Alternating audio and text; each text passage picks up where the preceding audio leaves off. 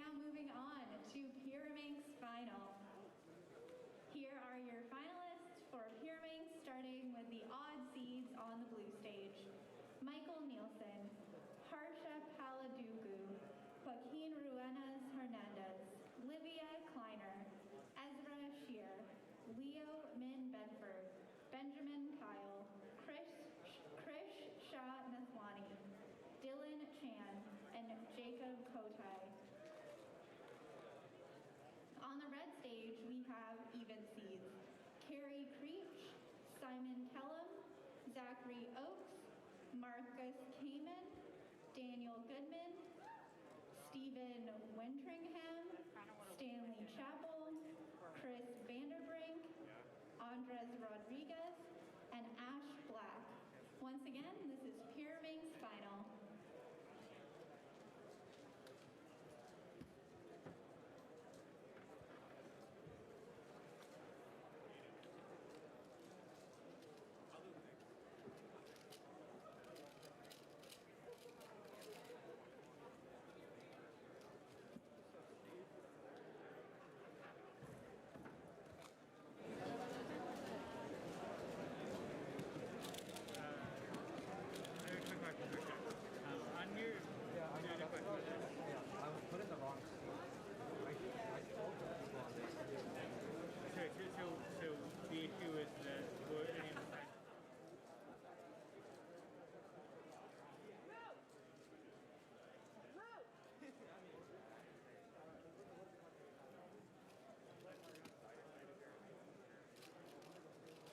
Hello everyone, we are back for Pyraminx Finals. I'm here with Brandon Lynn. Somehow we always end up streaming Pyraminx, Dana. What do you mean somehow? There have been... Wait, really? Yeah, we were doing Pyraminx and Skewb before, and then before that we were also doing Pyraminx. So they just, I think it's a sign. We should start learning Pyraminx more. So currently is Pyraminx. I believe next is, actually I have no idea. Next is going to be Skewb Finals. And yeah. I don't know what's after that either. Also, sorry about the quick restart of the stream. We had to restart our software real quick. But yeah, we are back live with the Pyraminx action. And 3x3 Finals did not happen yet. That is going to start at 4 p.m. Eastern Standard Time. So make sure to get all your friends, watch the stream. Should be a very, very exciting one. We have a lot of contenders for top 3. So, yeah, so we got Michael Nielsen on the right. I believe. Paladugu on the left. Yes, Harsha Paladugu on the left. And on the other side, we have Carrie Creech and Simon Kellum going on Pyraminx. Gonna duke it out. Carrie Creech already finished his first solve, 218.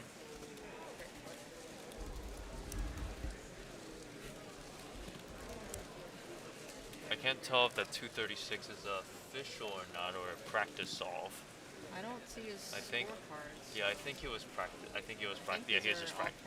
I think he's been practicing. Especially since the phone is up. Otherwise, that would be an illegal solve. Yeah.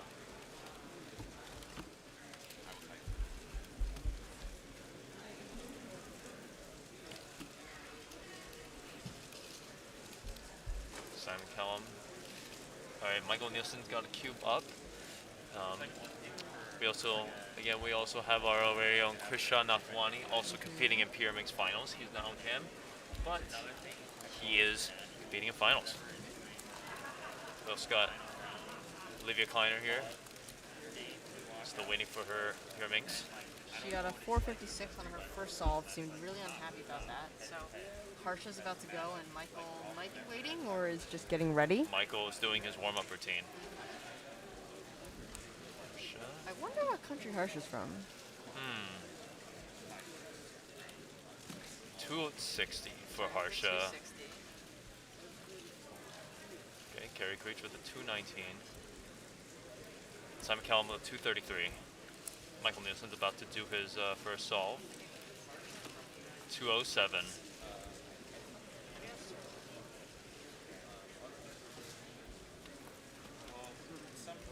Pyraminx is one of those really fast events, so trying to keep track of everyone is a little bit difficult, but luckily we have Keaton on the side. Shout out Keaton. Typing fast. Don't blink, otherwise you might miss it. Yeah.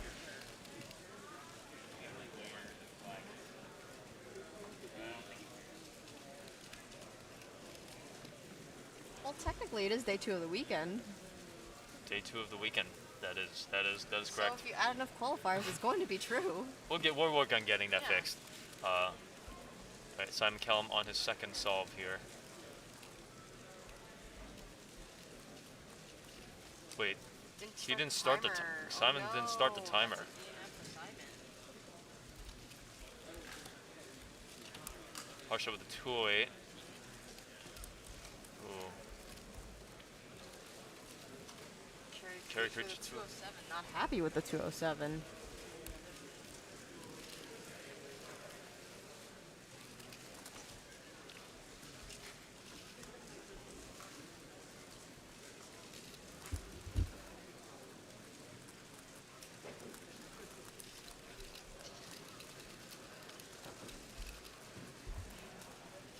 We're seeing some 2s off stream as well, A lot so of we'll 2s. see if the top 3 are currently on stream.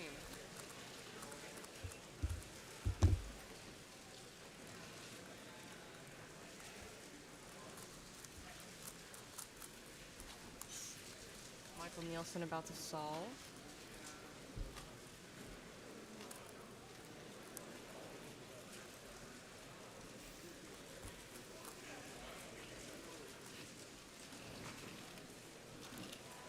Ooh, Michael 208. Nielsen 208. We're getting a lot of 208X 207s, solves here. yeah. 161 over there for not sure who that is. Someone just got a 161 off stream. I'm not too certain who that is, though. Another 208 on the side. Looks like Simon got a 334. Harsha with the 161. Oh wow, nice job, Harsha. Yeah. Kerry Creech 208. These times are coming in very fast. Yeah.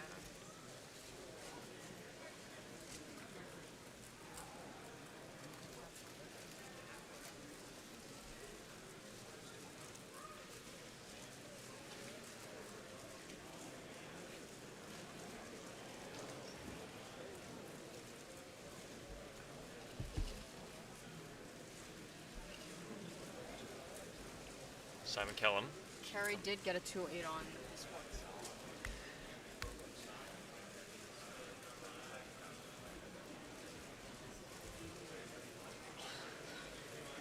I think I've seen 4 2.08s. Oh, Simon Kellum with a 167. But not Doesn't happy. seem happy with that solve.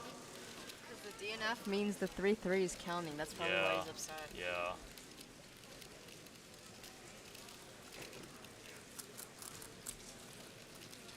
Ooh, Kerry Creech with a 197. Kerry Creech with a 197. Looks a little shaky, but ends with a 211 average. We'll see. That's really good.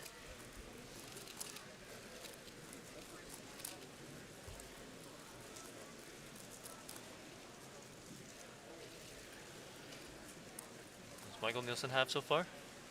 Michael Nielsen currently has 207 and 208, so consistency on par. So we have 2 people already done here. Now we got the final 2 of the top 4. Harsha and Michael. Did anyone catch Simon's last time? It was... I think his last time was that 167. He must have missed it. 118 for Michael. Michael with a 118. Wow. Okay. Simon 268 average. Okay, so currently for the people we've done, which are Kerry and Simon. Kerry's in first and Michael. Michael gives us a look in the camera. Happy with the 118. Harsha with 211.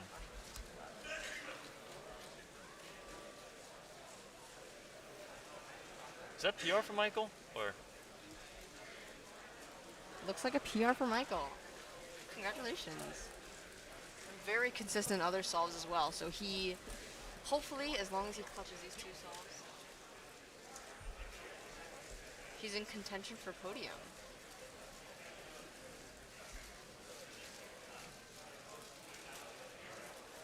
What is NAR PR single? I don't know. 0.93. What does Harsha need for sub 2? I think...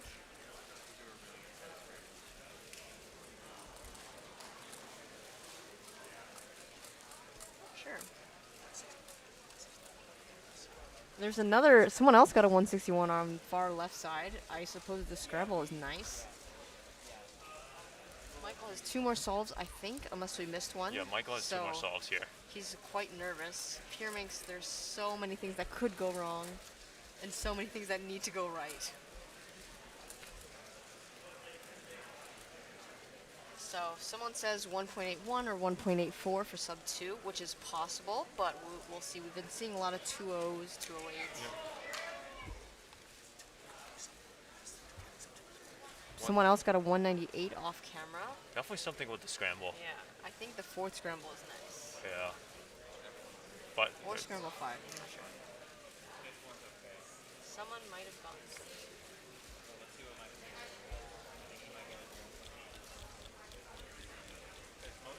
All of the scrambles are nice. Yeah. Okay, Let's see here. Let's see here. No, not last solve. 4th solve. Yeah. He's shaking. He's shaking. Oh, 265. Okay, okay. So his worst possible and best possible are very different. So this is all going to come down to the last solve.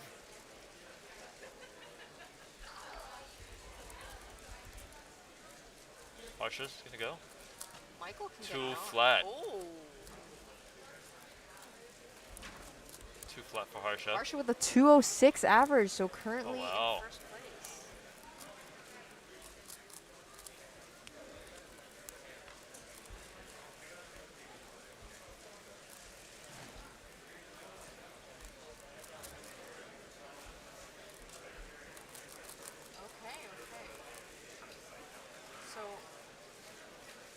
So what was Michael needs a sub 205 to win this. Sub 205. Yeah. What did Carrie Creech have? Carrie Creech had a 211 average. Okay. So Michael needs about a 220 to beat Carrie and a sub 205 to win. It's gonna be. And a 190 for sub 2. So this is. He must be feeling the nerves. Yeah. It all comes down to this solve. Yeah. Oh. Oh boy, his hands are trembling. Lots of people are watching. Lots of people are standing. The crowd is a little bit louder than before. His palms are sweaty. Knees spaghetti. Knees weak, Dana. Arms spaghetti. I don't know. The nerves must be huge here. Sorry, I haven't listened to that song in a long time. Gosh.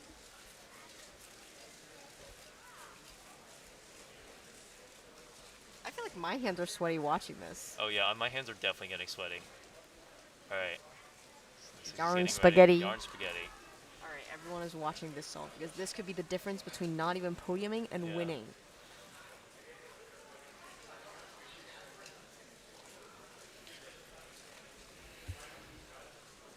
Don't mind me. I will be recording this off to the side. All right. Oh. Final solve. Oh, thanks, Keaton. He's nervous, but on the surface, he looks calm and ready. All right, shh. Why am I shushing? Oh! There we go! Yes! That's world record. No, it's not world record. Just kidding, it's not. That's a 182 average. Wow. That is fast. Wow. Wow. Great job, Michael. My gosh. Well, you got that video, right? I think so. Okay. Michael Nielsen is your Pyraminx NA champion. Congrats, Michael. Oh my goodness. Things are getting hard. Wow. The crowd has arrived. World record 2. Is it faster than 166? No, It's world record 2. 2. Welcome, Simirin. Yeah, if you just tuned in, Michael Nielsen just NAR 2. NAR 2 world record second 4. That was incredible. Nice job, Michael. Inaugural North American. Oh, hello. Inaugural North American Pyraminx champion. Wow, and the night is just getting started. It's 3 p.m. We It's still not have so many nighttime. finals left, guys. That was unbelievably clutch. I was. Sorry for the ears. Dana. Here we go. There we go. Okay, we're good.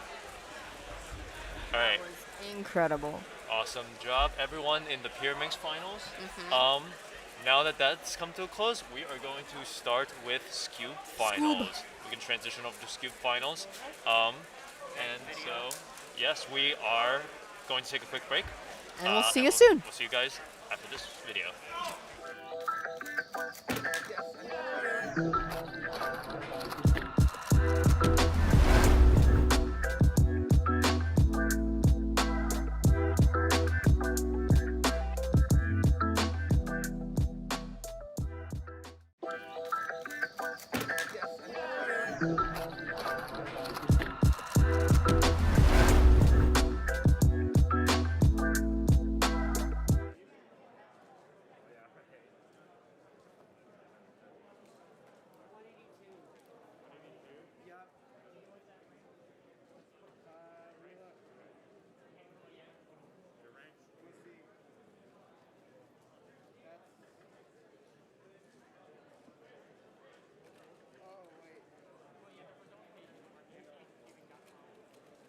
All right, that concludes a very exciting Pyraminx final.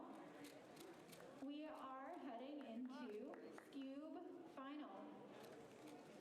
Here are your finalists for Skewb, starting with the odd seeds on the blue stage.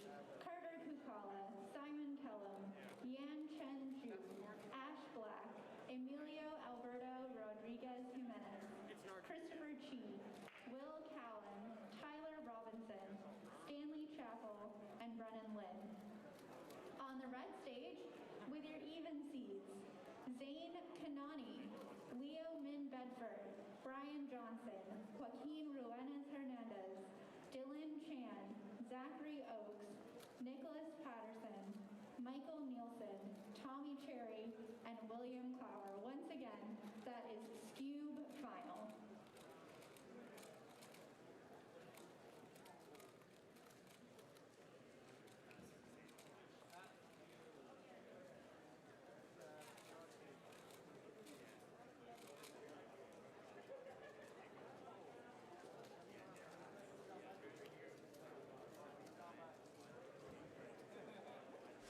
All right, everybody. We are back for Skewb Finals. I'm here with Krish. What's up? Yeah, we should see some exciting solves. That Pyraminx final was absolutely clutch. World record podium. Yeah. That was probably one of the most exciting rounds of Pyraminx in a while. Also, I'm pretty sure all 3 people who podiumed were on the stream. So that's really cool. First sub-6 combined podium. $5.99 Yes. record podium. And those scrambles were quite easy. I saw them myself, and I was like, oh wow, this is awesome. Zane's already starting. Zane's starting. Let's see, Zane. Zane has been really good at nerves lately. Yes, he has. So I'm excited to see what he can pull. Okay, 204, starting with a little 204, shaky there. nonchalant. Yeah, Simon Callum, 282 for solve. Yeah, the third scramble was a 2-move layer. I might have missed one a little bit, but it was very easy. I know Michael got a 1.1 on it. It was very nice.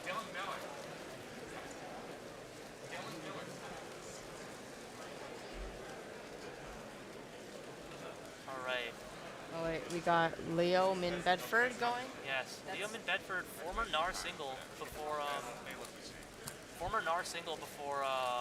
Zane destroyed it yesterday with a .81. All right, Carter about to start his first solve. I'm really interested to see what Carter can do here. Carter, the first ever skewer to sub 2. Oh, Krish is quiet. My bad. I will speak louder. You have to get a lot closer. Yeah. My bad. Carter with a 192 on his Carter with first the one. solve. Oh, Wait. that's a DNF. Wait, why? What happened? It's off by a U-perm. Oh, I didn't see. I think he must have missed one looked wrong. Or one looked wrong. Carter with the DNF. Oh no. Leo with the 558. Wait, Definitely Ari, I got not happy with 16th in that the round? That's nuts. one. I got sub 3 and I got 16th in the round. That just goes to show how crazy those scrambles were. I'm just happy to be back in a Pyraminx final. I'm gonna be real. Zane Zane's with second the very nervous, very nervous. Messed up, ended up with 447. L5C.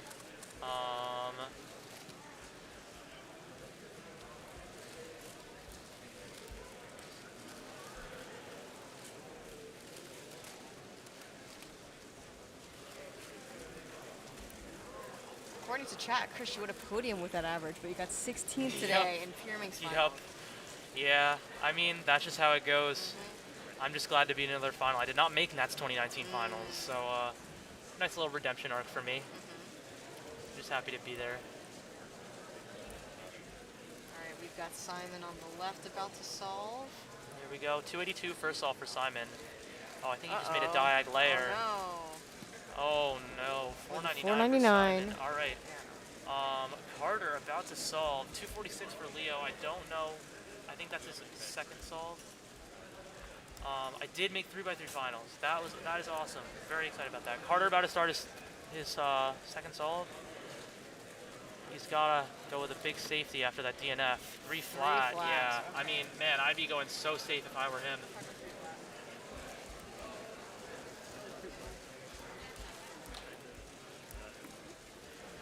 Zane has a 4 and a 2.0.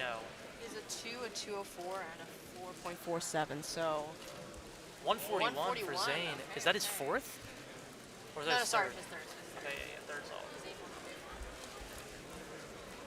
Why is my mask crooked? This is actually bothering me.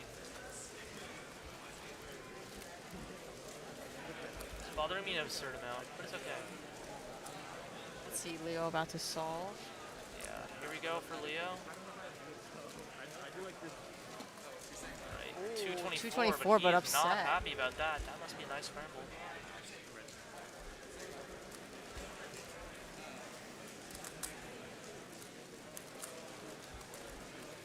Yeah, he is upset.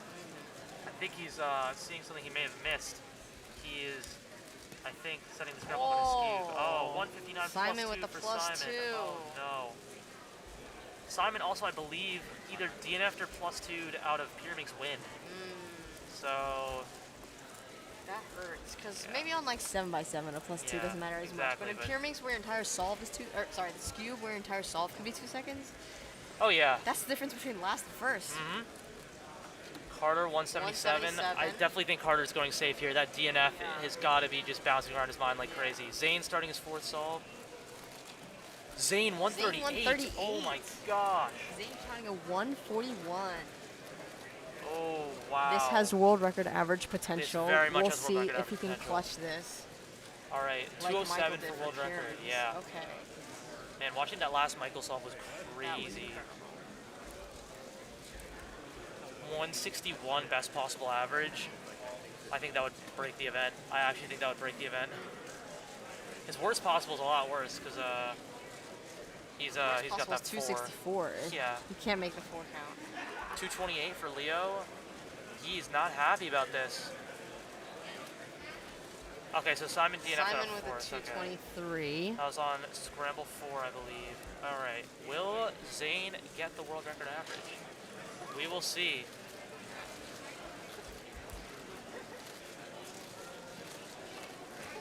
Carter has just got to be punching himself after that that DNF.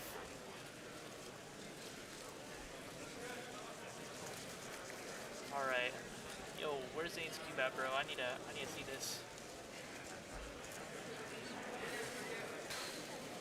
Zane breaking both Skewb records in one comp would be unreal. Not a stuff that would be unreal, and it would be. I don't even know. I can't understand. I can't comprehend the nerves he's feeling right now. Yeah. All right, here we go. Carter Kukala, fourth solve. And Zane, fifth solve. We can't forget that Zane does have that 4. Yeah. All right, Carter starting to solve. 213. Okay, we can't forget that Zane also has that 4. So Carter could still potentially win this if Zane gets that 4 counting, but I really hope he doesn't because this has very good potential. It has world record potential, in fact. Yes! Yes! 1.73 average, world record average. God. Damn. In North American Champs Finals? Holy moly. Pyraminx. Nope, Skewb. World record average. Catch us on stream. 173 world record average. Wow. Absolutely incredible. Well, I think that solves it. I think we know Zane is the North American champion. No offense to everyone else still competing, but I mean, that's crazy. That think- was incredible. I don't think I've seen anybody else get a single sub that average. Double world record in Skewb.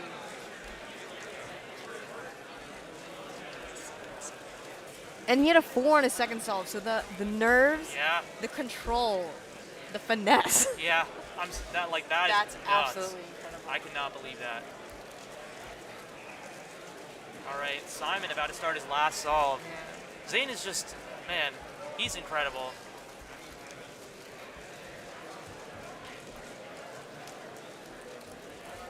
Carter Carter going for and his last Simon solve. about to do their last solve. Carter's just got to kind of safety this, make sure he can get a podium. Yeah. But, yeah. Bless you. Thank you. I'm okay.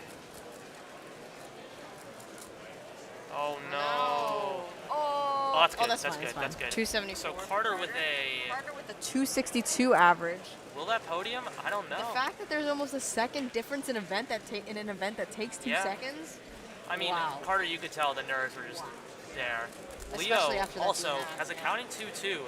Don't sleep on Leo. Oh! 110 DNF. for 110 Simon Kellogg. DNF. Missed one look there for him. Yeah. Oh no, Leo with a 3.77. Oh boy. Did anyone catch Leo's 4th solve? It was a 2-2, I think, right? His 3rd solve. Oh, yeah, my bad, my bad. Oh, Mexican in our average, 302. Leo got 2.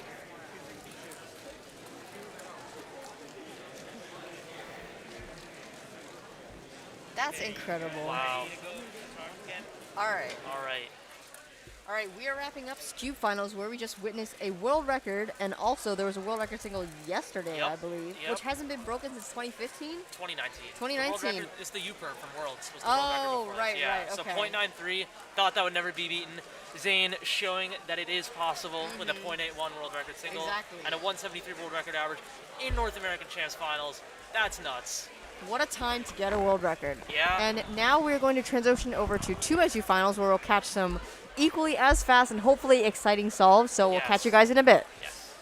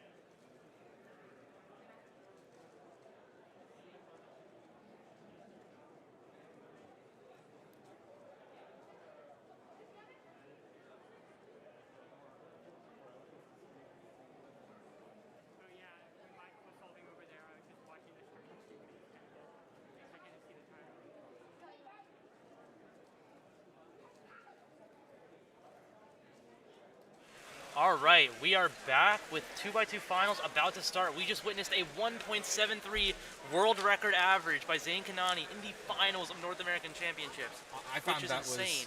was most insane because of what we just witnessed in Pyraminx Finals Yeah, a little bit earlier. That Michael was insane. Nielsen, 182 average. I believe that is third in the world or fourth in the world. One of the two. It might be the second, but 1.82 was Yeah, it? yeah. So, Yeah. it's second in North America because Simon has Second in 179. North America, yes. And it's fourth in the world. Yeah, so he's behind Jasper Murray, Simon, and Timon. What a crazy circumstance. And The now- amount of yeah. pressure that's happening is insane. And now we've got Zane coming up to do some 2x2, which is very exciting.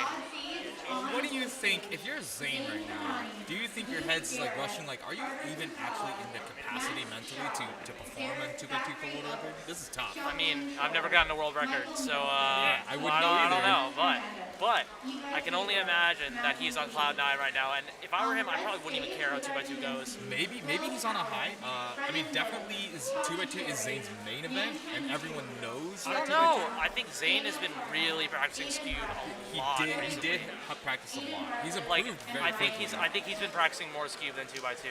Really? From Yeah. what I've heard. I've talked to his parents a little bit. Okay.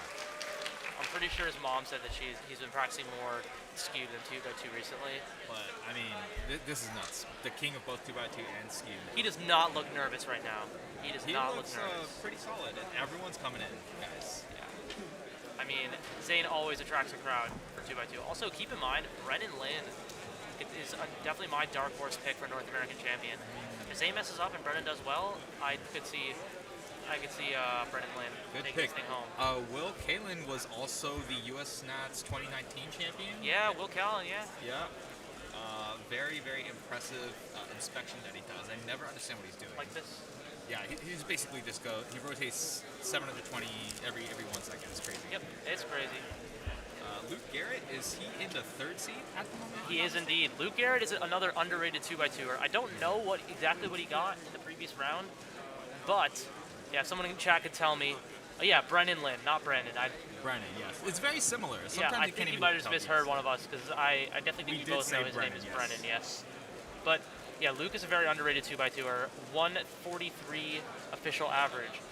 Will, I'm gonna look around real quick for him. Is Brennan already going? I believe he's Yeah. going right now. I see a blue block. Nothing much after that. Yeah, It's a little bit ugly there. rotation there. Yeah, 183, 183. okay. Will's second seed. Okay, so Will's probably bringing up his cube right now. Yeah, I see him walking over right now, actually. Yeah. All right, Zane Kanani taking a look at this first solve. All right, Zane. Let's see what we got here. Brennan had to do a rotation there. I don't think he knows LEG1. Oh, that one. 163. Yeah, a little fumble there. Not the greatest start, but you can recover. Yes. Yeah, Zane's walkthrough solves are nuts. He shows essentially around like 4 or 5 different solutions he sees and then shows what he does. Yeah, it's really insane. So it looks like Luke got a 164 in the, Average. second round. Yeah, Yes. yeah. It's 0.2 off his PR. Not 1.6 average. Not a huge deal for Luke Garrett. Right. All right, yeah, blue-white bar. I think he's probably going to do the same solution Brennan did. Will Callan, Luke Garrett, 126 or 122. 122. Jesus. That was very fast. Oh, Will Killen right there. 1 point. No, that was a that was practice. practice solve. Yeah. Luke Garrett practicing his E-perms. Oh, gotcha. Let's see. Trying to see if there's any other competitors. Tommy Cherry got a 196 off stream a little bit earlier. 228 on his second solve. Jerry Yao with a 4.19. He's over. Brennan on the Lynn with a corner. 3.45. Oh no. Jeez, that is not a great start at the moment. So Will Callan about to start his first solve. Luke Garrett about to start his second. Zane inspecting for his second solve. 1.6 for his first. Zane 133. 133. He's still the favorite at the moment. We'll see. He does not look too pleased. Counting 1.3 is not good for Zane. Will Callan, 175. Yeah. Not happy with that. Zachary Ox with a 2 flat over on the left side of the stage off screen. Yes. Much love for Zach Oaks. That's my boy right there. Our own Daniel Karnak with a 196 on his second attempt. Yes. Luke Garrett inspecting, starting off at the 122. Starting off very strong. Here we go. Luke Garrett, second solve. Oh. Can't follow that one up. That one's a little bit Yeah, tough. 323. Oh, Brennan Lim with a 1.99, so he's got a counting 1.9 now. This is not optimal for Brennan. He's not happy about this. These solves are kind of starting to slow down a little bit, to be quite honest. Oh, DNF, not 323. My bad, my bad.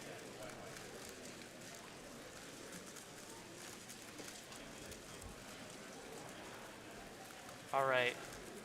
So Zane Kanani starting inspection of his third solve. Here we go. Zane Kanani putting down the timer or the cube. Oh, 117. 117. That was like a kind of a lock up there. Yeah, a little lucky. Will Callan inspecting. I think he's found a solution.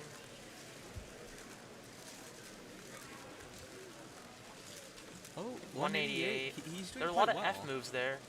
In comparison to everyone else, Will is doing quite well. All right, Luke Garrett giving the cube cover for his third solve. Brennan Lynn inspecting for his fourth. It looks like of all the counting solves, Will does look like he's barely in the lead so far. And then Brennan with a 172. 172. Timer stop a little funky there. That's what I thought. The second one was a little bit weird, but it's Oh no, Luke Garrett plus twoing a 2.68. Yeah, my Zane God. feeling bad for his friend. That is not good. Zane and Luke are actually pretty good friends, which is something I find very wholesome. The first thing Luke did when he messed up a four mover at a comp I was at with him was he texted Zane, Oh, really? and Zane was like, "Oh, four mover, haha." See, sometimes it's not about the PBs, it's about the friends you make along the way, y'all. Yep, that's true. That's very true. Daniel Karnak with a 188. All right, Will Callan starting off his third solve. He is still looking and cooking. Oh my. Alright. He's not going crazy with the inspection though. Oh, no. 174 plus 2. Oh man.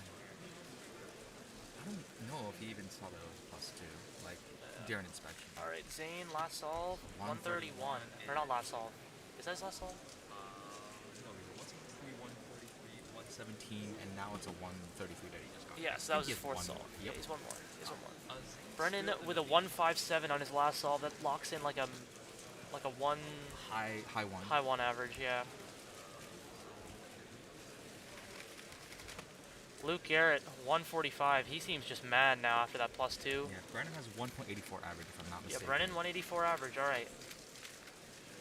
Brennan could still podium for sure. Yup. This is very fast paced, guys. Yan Chen over in the corner for China, a 2.26 average. We also have Jerry Yao finishing with a 2.86, and Daniel Karnak with a 2.1. Very impressive, Daniel. Yeah.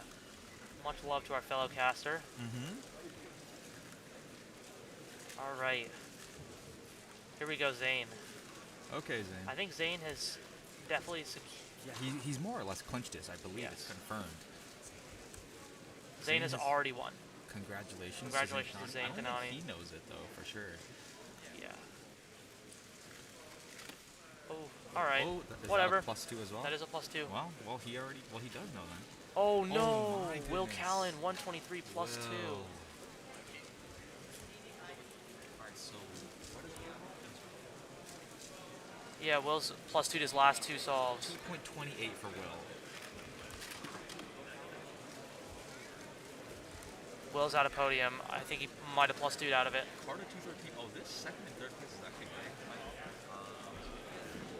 Brennan 1.84, Zane 1.42. Max Xiao 1.94. Max Xiao off stream getting 1.94. Oh, that could be huge. He is only 4 solves in at the moment. Yes. Kurt Kukala, someone to look out for as well. Max Xiao has 4.73, 4.49. Oh no, it is not. It is not. He just did not complete it. I don't know if Max is celebrating. We'll see. All right, Will Callan about to do his last solve.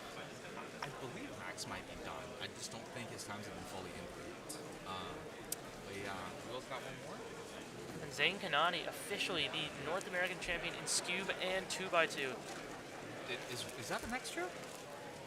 I thought, I'm not sure if this is the 5th solve. This might be the 5th solve. I'm not entirely sure. Two flat. 187 average for Will. Okay. That'll put him in 3rd place, I believe. It looks like it, unless it's otherwise. That was rough pickings there. This is a little bit different in Skewb, and everyone's super close to each other. I don't think a lot of people performed above their expectations, to be quite frank. Yeah, agreed. The scrambles did not look super friendly, to be quite frank as well. Yeah. What does the podium look like right now? The podium, so it looks like Zane's got 1st place, Will 1.87, Brennan 1.84. So Brennan got a sub 2 as well. So that should be your podium, not in order. I think Brennan was 2nd place. Might need to confirm what happened with Will, as it looked like he did 6 solves. However, I think we might have lost track of how many solves he did in general. That was really sloppy, yes. Yeah. But shout out to all the competitors. Like we said, it is extremely nerve-wracking going up there at the moment, especially considering what we came from with Pyra and Skewb back to back. Oh yeah. And what's the next event? If I'm not mistaken, is it going to be 4x4, yeah. 4x4 finals. So this is going to be a little bit slower in comparison. And I think that's going to be a great transition before we hit 3 blind and finally 3x3 head-to-head. Gotta make sure I'm warmed up. But yeah, so you're going to be competing in a 3x3 finals, correct? I am, yeah. Alright, so that's going to be awesome. I think we're going to go on a quick break though as we transition to 4x4 finals, so we'll talk to you guys soon. Yes. Thank you guys.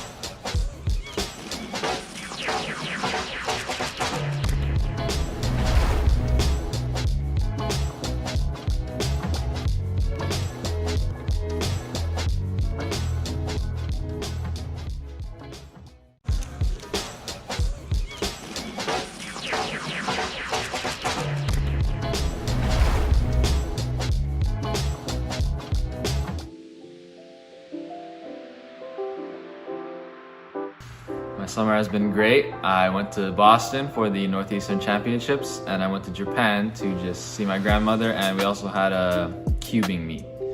And I've also been golfing a lot, and I just started painting as well.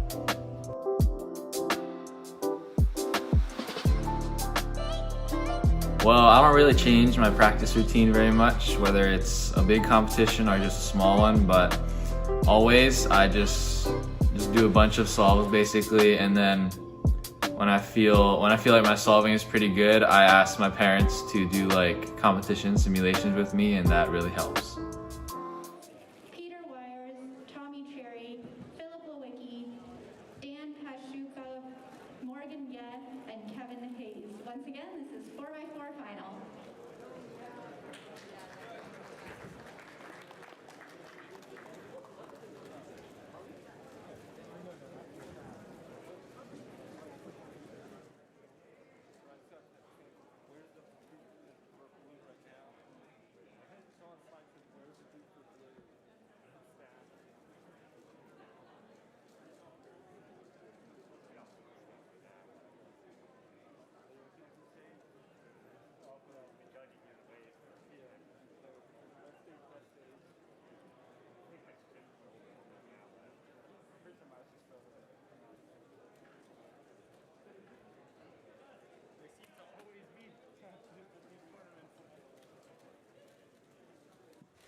Alright, we are back with 4x4 finals right about to start. We just witnessed 2x2 finals.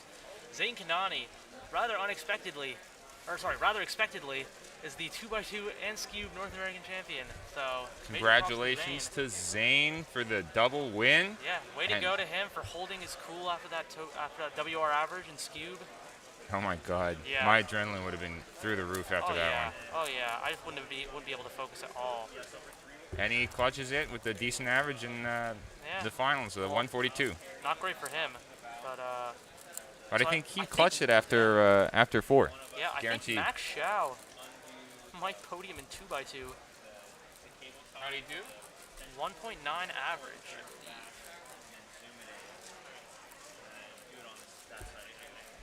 No. I think we got 2.51 on him as BPA. Nope, oopsie.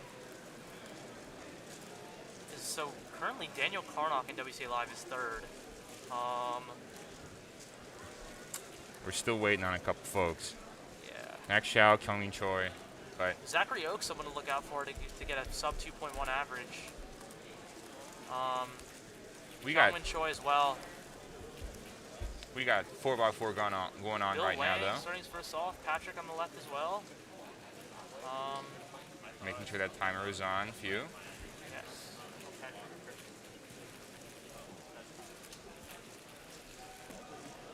Patrick Ponce doing his centers. Just finished his centers at 14. That is not that good, is it? Bill Wang, OLL parity. That's something that parity and done. 27. That's something that Ari Randers Persson is never going to get. Yeah, well, if he does his OL parity avoidance correctly. Of course. Patrick narrowly beating Bill by 0.1. Just off stage, Paul Mavi with a 24.95. Wow. Which I think is the best time we've seen so far. Let's see what Ari can throw down here. Oh my god, is Daniel Karnock going to podium in 2x2? We got one result left, which is Zach Oakes. Oh boy. And we don't think that Zach got sub 2.11. I mean, he's very capable of it. It's just a matter of how the scrambles worked. From my understanding, if Daniel Karnock has podiumed in 2x2. Oh my goodness.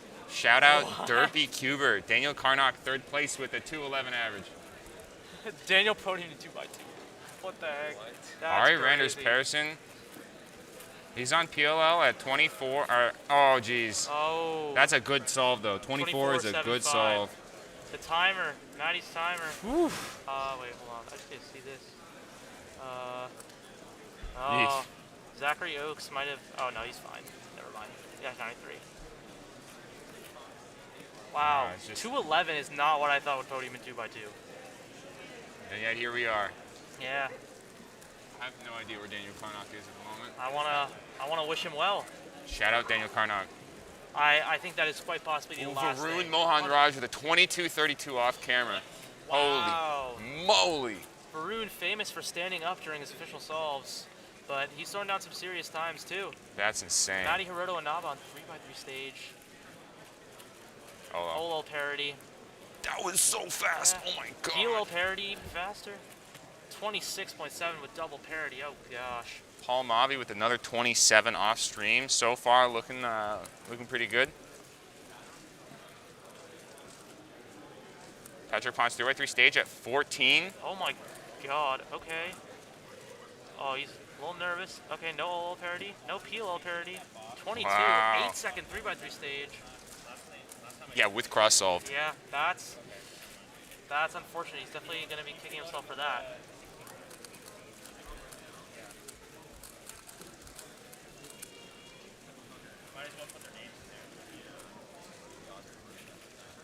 Again, I want to emphasize that Ari Randers Persson, who's currently on your left, sitting next to Matty Hiroto Nava, Ari does not get OLL parity.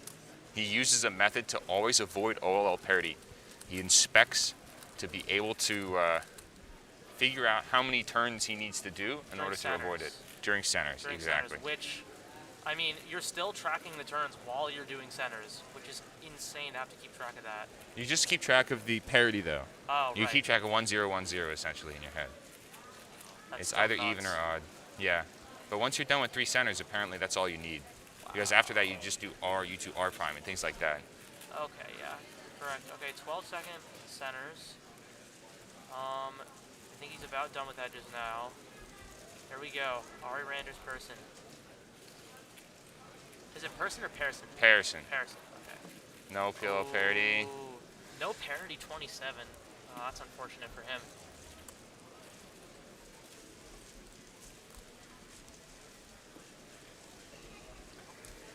Seeing Bill with very competitive times as well right now.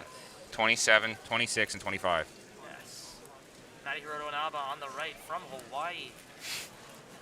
He got a 3:08 in the Nations Cup yesterday. That was nuts. He's already won 5x5 at this competition. That's true. And podium in 6 and 7. Second place, or third place in 6 and second place in 7x7, I believe. All right. No parity. No parity, 25. He's going to shake his head there. Patrick Pons on 3x3 stage. Oh, well done at 18, high 18. Peel up parity, 21.6. Wow. Or 0.7 for Patrick, counting 22. He is having a nice chuckle with Bill Wang. Wow. The guys are two good friends. I think they're rooming together here at NA Champs. That's awesome. That's cute. We love a wholesome bestie moment. Yeah, so Patrick has a counting 22. That's a second faster than his official average of 23.12. So he might not even be thinking about podium anymore. He could be thinking about getting a PR. Of course, he needs to avoid OLO. Yes, that's Parity. true. That's true. OLO parity. I mean, if you could avoid OLO altogether, that would be pretty nice. Even better. Matty Hiroto Inaba's display is off, but I think This is a practice solve. Practice solve, yes.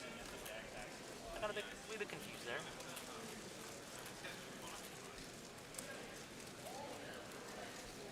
Okay. All right, Ari tracing his OLL parity. Here we go. Ari Randers Persson. He is crazy good. He put up some serious 4x4 time. Bill Wang. Ooh, 22.02 for Bill Wang. Bill's locked in a 26 average at this point. Worst possible average is 26.31. Wow, okay. Ari on 3x3 stage. OLL. The parity avoidance worked. 23. 23 for Ari, counting 24 for Ari Randers Persson. Patrick Ponce, midway through this solve, he has a counting 22 right now. Patrick's got a great shot to be North American champion if he can just keep his cool. Although, he's still on edge pairing. He is done edge pairing now. Now he's At done 17. 17. That's not going to cut it for him. OLL parity. 24 still. That's wow. good. He just managed to turn his way through that 3x3 stage. Worst possible average 24.58. Oh, okay. That's worst possible. That's crazy. That's crazy. Best possible is 22.82, which would beat his personal best average by 0.3 seconds. Yeah, and that would put him comfortably at like, what, 4th? 5th in the world? 5th. It wouldn't change his world ranking at all. Correct. It would also still be 2nd in North America. Patrick is 2nd in North America. I believe he's barely in front of Brandon Nunez. I don't know if they've uploaded. For average? Yeah, for average. Not barely, but Brandon Nunez is someone who's not here, but could have definitely podiumed in 4x4. All right, Bill Wang, mid-solve. All right, he's done centers. He did yellow centers, I believe. Yes. He is done with his edges at 18. All right, he's got to keep turning. Looks No good. OLL parity. Is he doing ZB? Oh, ZB plus PLL parity at No. 25.80. You should not be doing ZB on 4x4. The recognition and then recognizing parity after that Yeah. is just a lie. Bill Wang locked in with a 25.85 average, which means I think Patrick Ponce is guaranteed. Guaranteed. It's Well, pretty much guaranteed Ari's things. only done 3 solves. He's got a 28, a 23, and a 24. Am I correct? Yeah, you're correct. But Ari's going to need 2 sub 24s in order to clutch I up mean, in here. I think he can do it. If It Patrick also can- depends on what Patrick gets on this last solve. Patrick can bump out this 27.01 that he has pretty easily if he doesn't get OLL parity. Yeah. Big if. We will see. Flip a coin. Yes. Here we go. Patrick Ponce does white centers. It is color neutral, Yeah. at least partially. That's such a huge asset. Done with onto 3x3 stage at 17. No OLL parity. Ooh. PLL parity into ZBLL. There you go. 25.22 for Patrick Ponce. I believe that's a 24-second average. That is going to put him comfortably in first place. Ari with a 23.98. 24.80. Ooh. 23.98 for Patrick Ponce. I think he's guaranteed to win at this point. To win. But it looks like Ari's also guaranteed podium at this point. Yeah, 25.80 for Ari, guaranteed. which just barely beats out Bill Wang. What's his best possible? 2473. Okay. Smart people will get it. The layman. Ari can't Which would win. not, it would not be personal best for Ari. Yes. This is Maddie's third solve. Fourth solve. Fourth solve, okay. He's got 26, 25, and 27 right now. Okay, so Maddie Rodonaba not having a great average. OLL parity at 18. Oh my gosh. Ooh. 22.43 with OLL parity.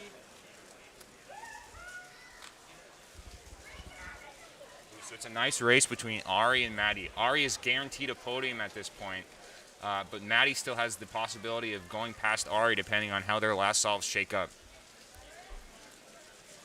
Yeah. It looks like Patrick is guaranteed first. Bill Wang is teetering on the podium and does not control his own destiny. It depends on Ari and Maddie's solves. Yeah. It all comes down to it. This is the race for second place right now. Yes, Patrick Ponce is the North American champion in 4x4. We're very proud of him. Representing the Northeast well. Ari's also from the Northeast. That is true. Well, according to QB USA yeah, definition. I mean, he's from Virginia, but, Yes. but still. Shout out Mid-Atlantic.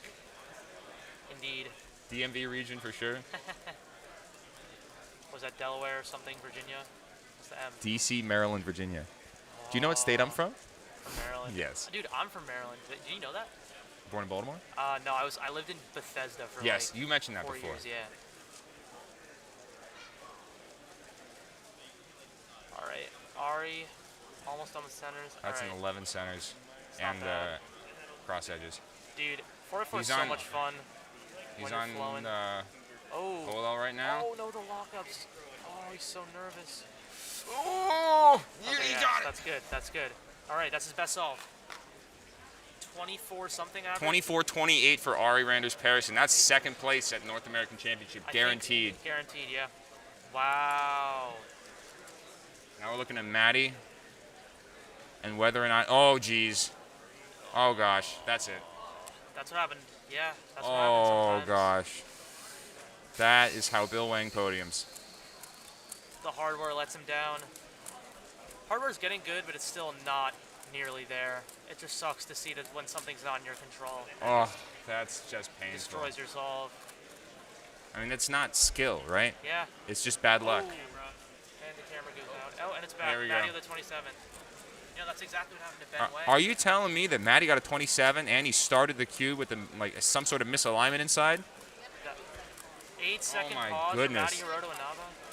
Oh my goodness, that is insane. So right now the podium for North American Championship, we got Patrick Ponce in first, Ari Randers Parison in second place, and Bill Wang in third with Yes. a 23, 24, and 25 averages respectively. Shout out That's to those crazy. guys. That's crazy. Unbelievable. Yeah. Next up, we've got 3 blind finals. So Yeah, so and don't clap. we're going to have Just a go very like this. quiet room, and we're going to have some jazzed hands in front of us Yes. whenever someone gets a really good solve.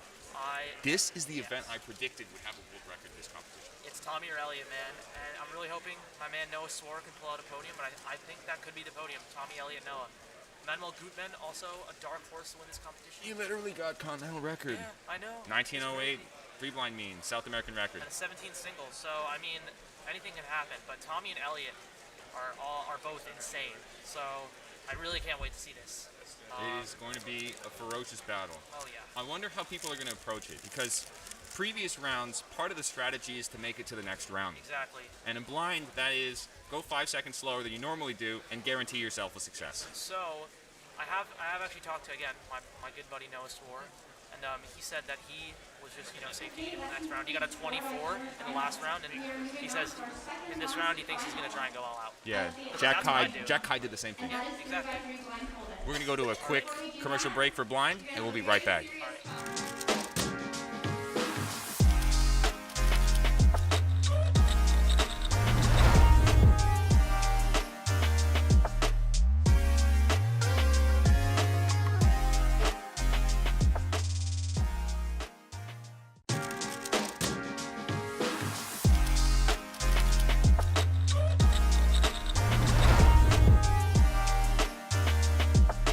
We're privileged to have several of the Several of them have the potential to break the world record. If someone breaks the world record, that means someone else is potentially working on that same scramble that has world record potential. If this room were to erupt, that person would be distracted and lose their chance with that world record scramble. Does that make sense? Is it clear? Awesome. So once again, for the next 20 minutes, this room is going to stay silent. If you would like to show your appreciation for a solve, there is a silent way to do that, and the staff on the red stage are going to show you how to do that right now. There it is. Jazz hands. Good job. Thank you for working with us to make this happen. Once again, for the next 20 minutes, this room needs to remain silent for the duration of this event. Okay, this is 3x3 Blindfolded Finals, and here are your finalists, starting with your odd seeds on the blue stage. Elliot Kobolonsky, Manuel Gutman, Liam Chen, Antonio Cam Ho Tun, Noah Swore, Fletcher Berry, Calix Tang, Jason White, Sean Hartman, and Hassan Kanani. Even seeds on the red stage: Tommy Cherry, Stanley Chappell, Jake Klassen, Jack Kai, Mark Boyanowski, Kevin Matthews, Carter Kukala, Carrie Huang, Zeke McKay, and Jack Piper. Thanks for keeping this room silent. This is 3x3 Blindfolded Finals.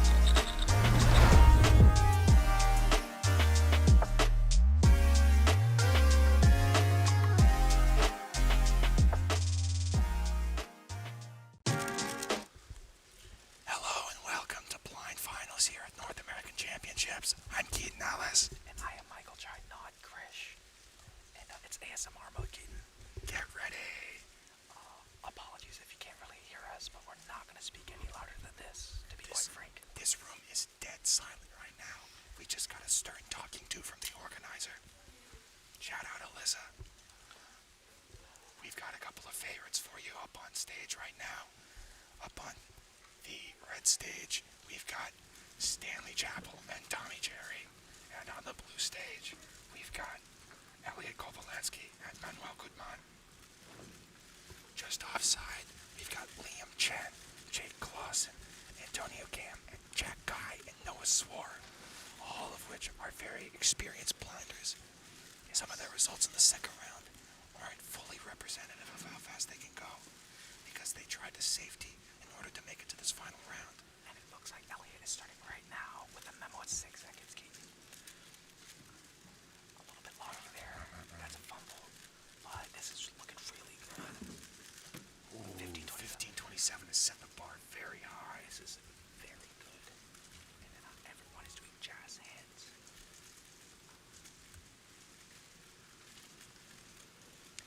It looks like Tommy is about to get started as soon as he's ready. Stanley Chappell with an 18.62. World record is 14.25.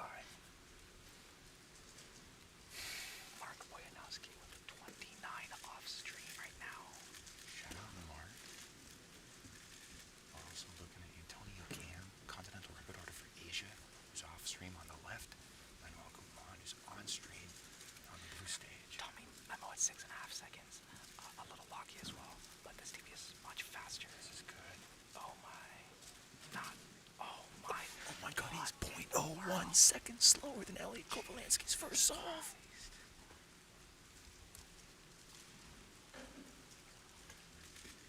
That is so close. Jack Guy off stream with a 28.47.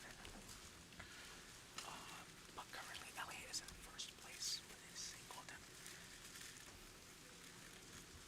We got a two-man race right now. The first and second seed, Elliot and Tommy. Antonio Kemp's going a little bit long. 25.10. Oh, Tommy is memoing again. Tommy's memoing. No, this is a practice solve.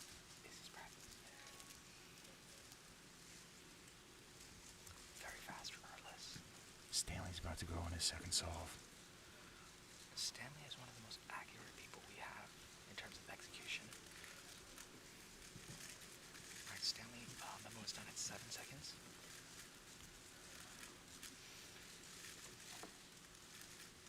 And looking good. 20:07. It doesn't manual. It's 18. Is that manual Gutmann? Yes. Yep. All right. It's a little bit slower. A little bit slower, and you can tell. But is that a 3 swap? That's 2 twisted corners. 2 twisted corners. Tommy, look for the memo at 5.6. Oh my God. That's the difference between world record and not. He got a little bit stuck there. That wasn't really tough out. Oh, that beats Elliot Kovalansky by .07. This is super close. Tommy Cherry right now with a 15:28 and a 15:20. I am not sure. That was crazy. Right now, he's got to beat a 15:24 to get the world record average, or mean. Oh my God. He is on pace for a world record mean right now, and so is Elliot Kovalansky. Elliot has not gotten his second slow start yet. It usually doesn't take this long. It's very difficult to take this long to receive your cube. I wonder how he's feeling. Stanley on solve 3 right now. Jack Kyle stream 1930 as well. 6.5. He's got to go all out. He knows the level that solving needs to be at. He got a little lost there, but So the 1860 is what's going to do it for him. Not sure how Noah Swar's been doing on the side. I don't see him. he's definitely on that side. Noah had a 20.82 on one of his first solves. Elliot Kovalansky's about to start his second attempt. Manuel Gutmann on attempt number 2, 6.3. Tommy's going down to the bottom as well. This is it. What's going to happen? Oh, so close. Just barely not world record mean. But this is Elliot. Elliot's got 2 chances to beat 15.20. 6.0. 6.0. Come on. All right. This is looking good. A little bit slower, but he's got 1 more attempt. Elliot Kovalansky, the home favorite from Canada, currently in second place at the North American Championship. Turn your stupid iPhone alarm off. Oh, someone's got an alarm going off on their phone right now. Jack Ty already has a confirmed sub 20. Unless it was a DNF that I missed. I'm not sure of the status of his solve. Yeah, but right now he just wrapped up with a 24 second. Jake Klassen about to start off stream as well.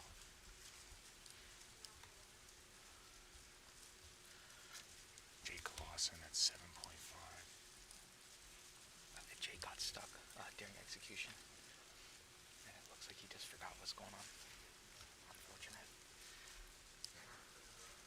These guys have a really tight-knit blind community, so they're going to be celebrating successes like Tommy, and they're going to be lamenting some of the slower solves in this final. They're all a pretty good group of guys. It looks like the left stage is actually struggling to get cubes out. I'm not entirely sure what's going on. Just slightly slower than the red stage. Yeah. So this is why Elliot is only on his 3rd attempt right now.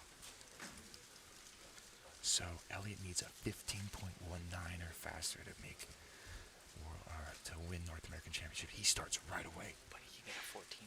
That's totally possible here. 6 flat. Oh my God, he's going all out right now. This is smooth. Oh no. It's a little slower than you'd like to see.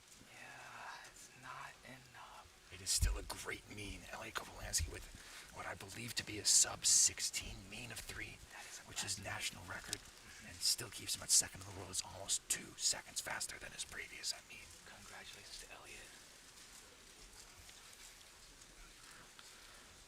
And then we also have Manuel Gutmann, who is going for his 3rd solve, if I'm not mistaken. Right now, the barrier for 3rd place, ooh, that's a nice memo. The barrier for 3rd place is an 18.11. Come on. Oh, gee. Unfortunately, Manuel, it looks like he forgot some things for his memo. Oh, just and paid. got lost, yeah.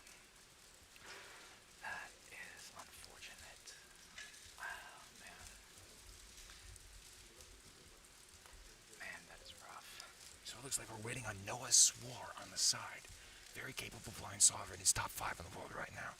So don't count things out yet. He looks like he's just trying to be calm and collected and, keep himself composed. Yeah, he's 3rd in the world for single right now.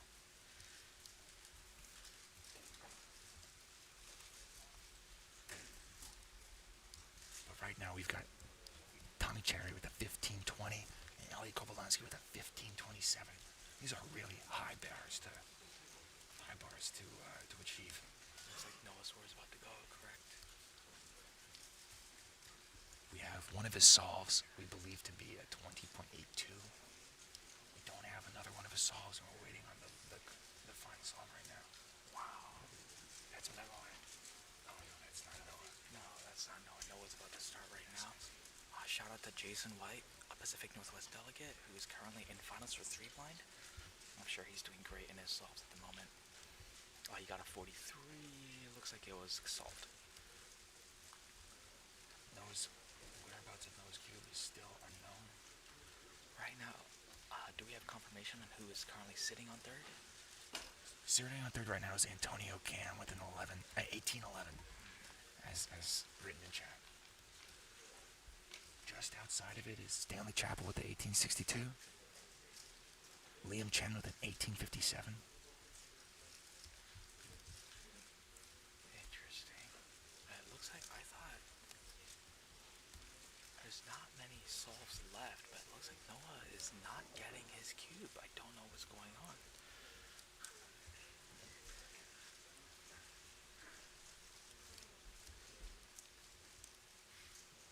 He looks very stressed out, to be quite frank. Yeah, he looks like he's pretty upset about this scenario. At one point he had his arms up, like, what is going on, kind of thing.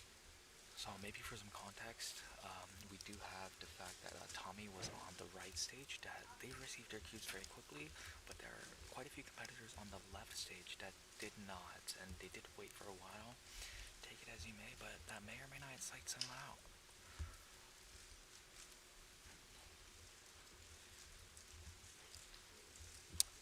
It would be really cool if we could actually show you guys his last attempt, but unfortunately you're just gonna have to listen with our play-by-play. Noah Swore gets his cube. Where's the cover? Oh, the display is just barely blocking the cube from our angle. Noah Swore 7-second memo.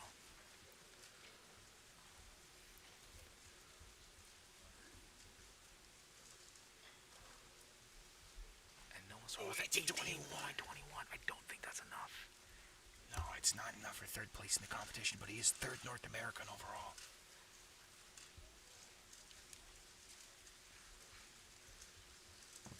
And he has another solve still. Noah Swore had another solve to go. Unfortunately, it doesn't look like we can get in England. I sincerely apologize for that. He still has another solve. He has a chance.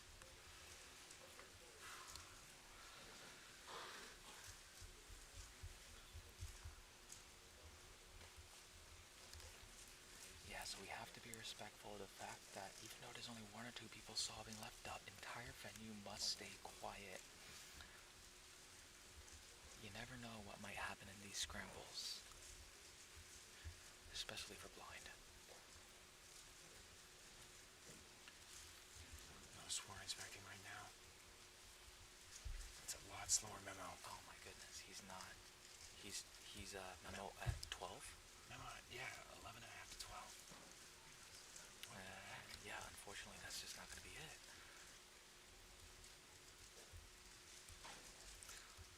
And Noah Swore is pissed. This is, yeah. Yeah, I don't think there's any way to say it, but other to say that he's fairly upset at his results. There's a little bit of tension, unfortunately, yeah. It does look like he still makes 3rd place for North American. For North America, yes. So he is still in a podium, and he does get 3rd place of the North Americans here at the North American Championship, although Antonio Cam with an 1811 is slightly faster. 3rd place for the competition. Blindfolded Finals. Thank you. congratulations to all of the competitors who did compete. Blind is very stressful in comparison to a lot of events, so. Next up, we have 3x3 finals. It's going to take us The main a little event, bit to Keaton. get set, so just have some patience with us, and we will be back with you in a moment. So we have 3x3 finals coming up. Thanks so much for bearing with our ASMR speaking. Yes. We appreciate it. But there was nothing much we could do aside from whisper. We have one of our very own casters, Krishna Nathwani, who's just passing us now, who's going to be participating in this final. We've got the top 16 from 3x3 round 2. There are a couple of notable names we are missing from this final. Number 1, Bill Wang. Yeah, he missed by 0.01, is that correct? 0.01. He got a 7.57 average just being eked out. Number 2, Kian Mansour. with a 761. The Rue man himself, who ended up winning one-handed, is unfortunately not making here in the 3x3 finals. However, for the home crowd, there are still plenty of Canadians in the field. Kyle Santucci from Canada, who previously had NR, I believe 6.12, is 11th with a 724 average today. We've got Matthew Lee, who had a 721 average. Ryan Wu in 8th place with a 694. And then the highest rated Canadian is Brennan Lin, current 3x3 NR holder with a 672 average. Brennan is slotted into 6th place and will be going with Samir Agrawal.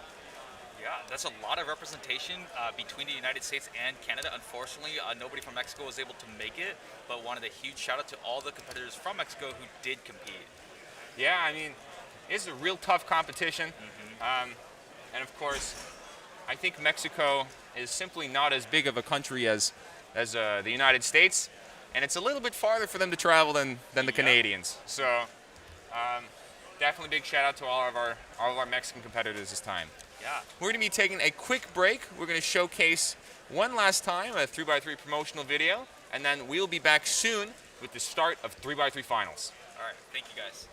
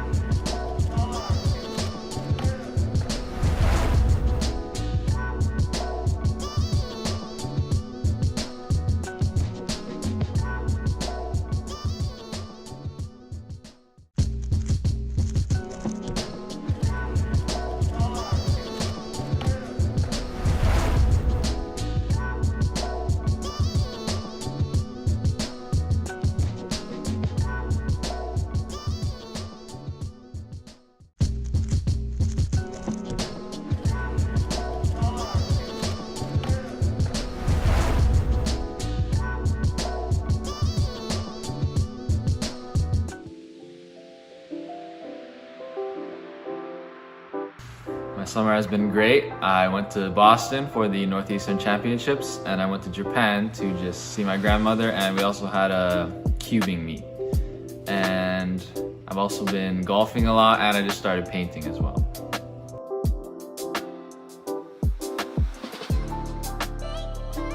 Well, I don't really change my practice routine very much, whether it's a big competition or just a small one, but always I just do a bunch of solves basically, and then when I feel like my solving is pretty good, I ask my parents to do like competition simulations with me, and that really helps.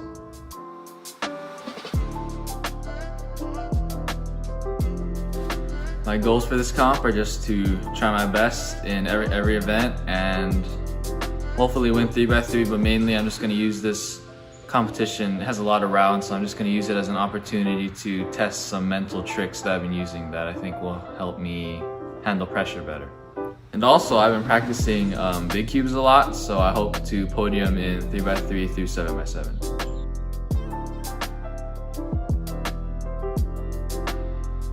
Well, as with every comp, I'm just excited to meet new people and also see my old friends. But mainly, I'm excited to just compete in this big event and see where I place.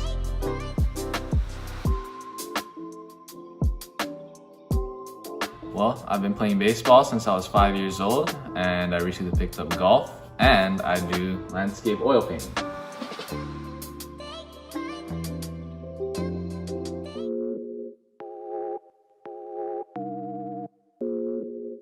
Alright, hello. I've been doing pretty well. Been spending so much time practicing for North American Champs, and I've been talking to a lot of my friends who are also going. Just super hyped to see everybody, and competing is also something I'm really looking forward to.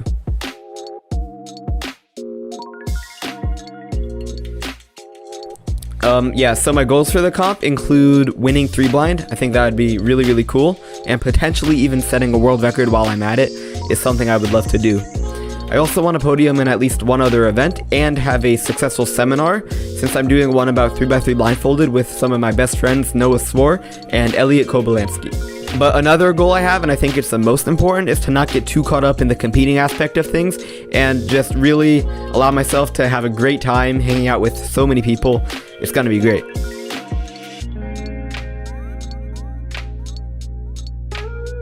Yeah, so when I do high pressure events like blind, I kind of just try to tell myself to focus on the memorization, and sometimes the nerves are kind of out of my control, but I think just having a lot of practice really, really helps.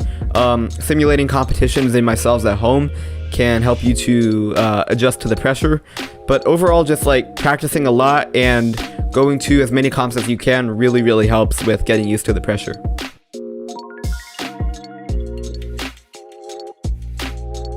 Yeah, so as an all-rounder, I think it's really important to do just a few events at a time and make sure that you're enjoying whatever events you're doing, and spend a lot of time on those events. Make sure to really go all in and learn whatever you can about an event. But when you're learning stuff, make sure you actually put it into practice by doing a bunch of solves, because otherwise you're just gonna forget things and it's not really gonna be worth your time.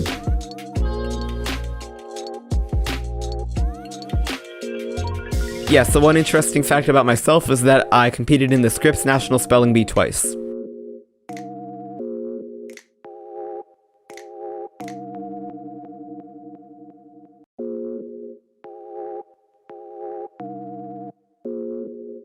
Alright, hello. I've been doing pretty well. Been spending so much time practicing for North American Champs, and I've been talking to a lot of my friends who are also going. Just super hyped to see everybody, and competing is also something I'm really looking forward to.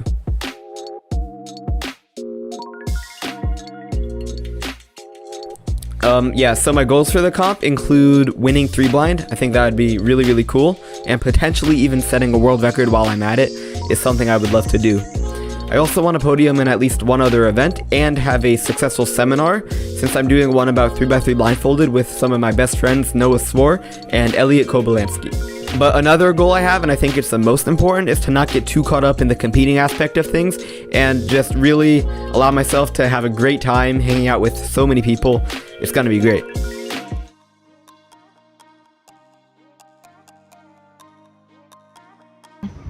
I think that there are several people who could get sub 1 average right now. Even though it's only slightly scramble dependent, I think that as the WR gets lower, it will require better scrambles to beat it. I would expect at least a 0.7 average to be possible, but I'm not sure how much lower than that I can get.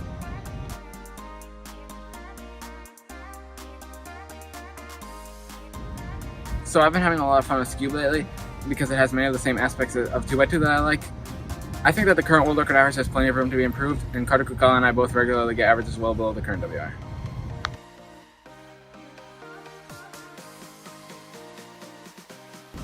So I'm really looking forward to attending such a big comp again after COVID. I don't usually like setting particular goals because I feel like that can sometimes add to my nerves, but I'm really looking forward to hanging out with cubers from all over the region.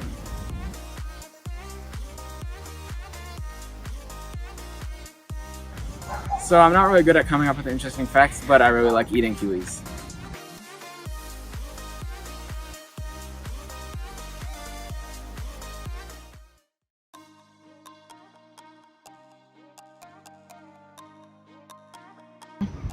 I think that there are several people who could get sub 1 average right now.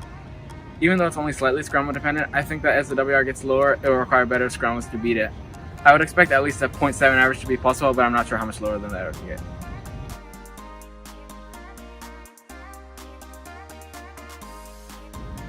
So I've been having a lot of fun with Skewb lately because it has many of the same aspects of 2x2 that I like. I think that the current world record average has plenty of room to be improved, and TheCubicle and I both regularly get averages well below the current WR.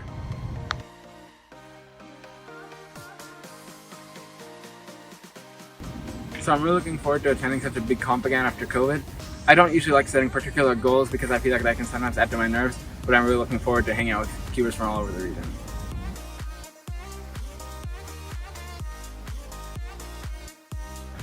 So I'm not really good at coming up with interesting facts, but I really like eating kiwis.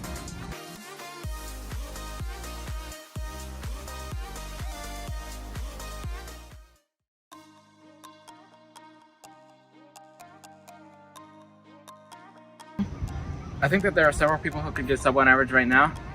Even though it's only slightly scramble dependent, I think that as the WR gets lower, it will require better scrambles to beat it. I would expect at least a 0.7 average to be possible, but I'm not sure how much lower than that it would get.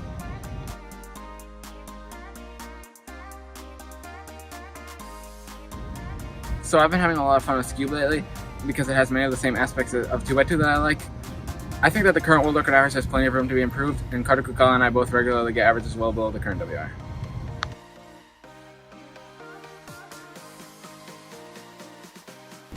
So I'm really looking forward to attending such a big comp again after COVID.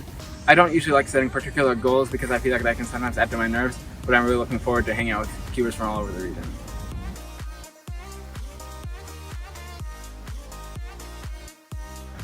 So I'm not really good at coming up with interesting facts, but I really like eating kiwis.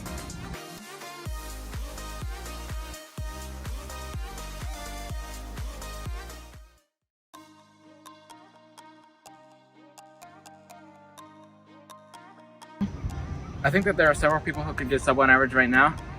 Even though it's only slightly scramble dependent, I think that as the WR gets lower, it will require better scrambles to beat it. I would expect at least a 0.7 average to be possible, but I'm not sure how much lower than that it would get.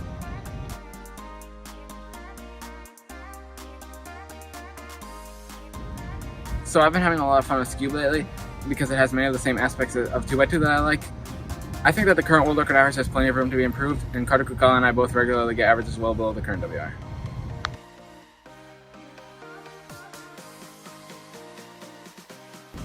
So I'm really looking forward to attending such a big comp again after COVID. I don't usually like setting particular goals because I feel like that can sometimes add to my nerves, but I'm really looking forward to hanging out with cubers from all over the region.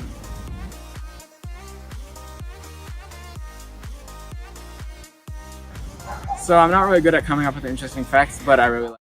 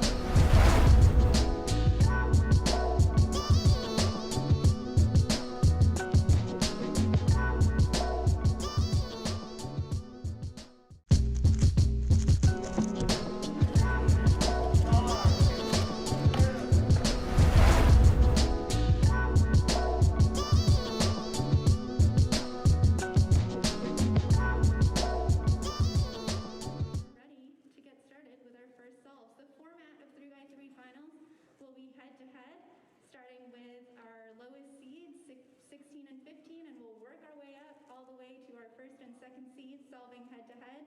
They will alternate. You will see them. As always, please hold your applause till the end of the solve and try to keep the noise level down in the room as they're solving so that they can concentrate. Okay. Our first two competitors.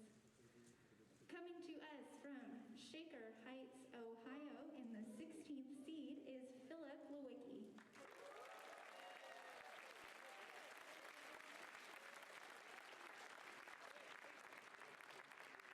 We've asked all the finalists for some of their non-cubing related bragging rights and some of their cubing related bragging rights. Philip shares that his non-cubing related bragging rights are Tetris, and his cubing related bragging rights is cubing. In the 15th seed, coming to us from Germantown, Wisconsin, is Brian Johnson.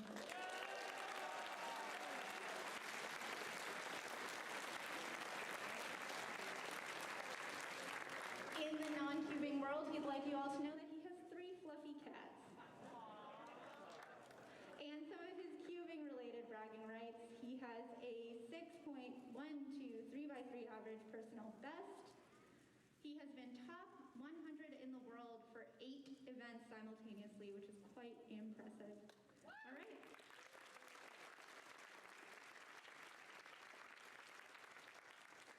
With that, we'll get our first solves underway.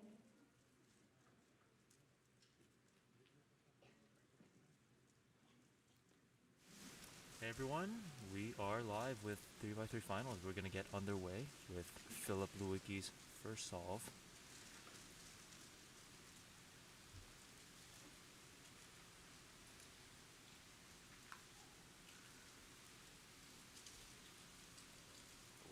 Lucky start from Philip. Yeah. He's on PLO now. PLO at 6. Okay. Low 7. That's pretty good.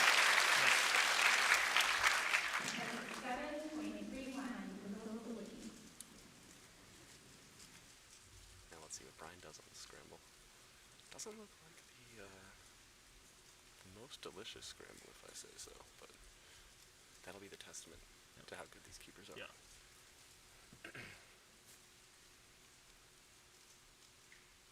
Not a lot of blocks here. Oh, he paused a lot on the last pair. He's going to be a 976 there. Hopefully that's his worst solve for Brian. The audio is low. Yeah, we have to be quiet, but we will do our best. Yeah. Okay. Yep. All right. We'll talk louder for you guys. We'll do our best. All right. Philip's going to start his second solve.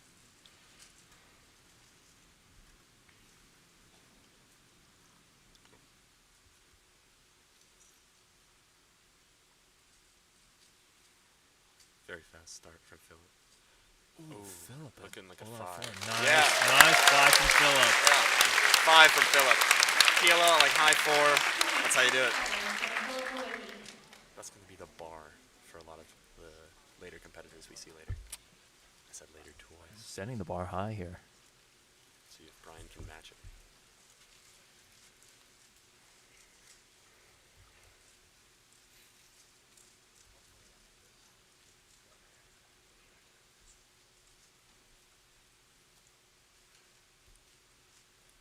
Brian started with a 9-second solve. Rough F2L from Brian, not gonna lie. Oh, U-turn after this? Pretty Oh, lucky. H-turn. 834.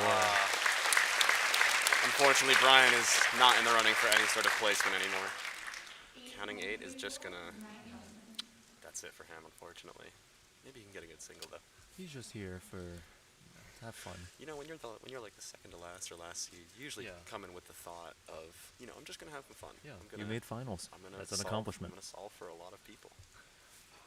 It's different for the upper half, though. Exactly. He's going to take his time here. Philip is also a very, very highly esteemed Tetris competitor.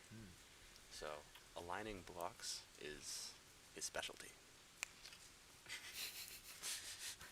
Well said. Oh, his hands are shaking a little bit on the mat, on the stack mat. Oof. I can feel the sweat. Oh, diag. Ooh, wiper. Oh. That is a counting 7-9 for Philip. It was a good joke, thank you. Much appreciated. I try to spitball, you know. Alright, Beebs on his third solve. People call him Beebs now? Well,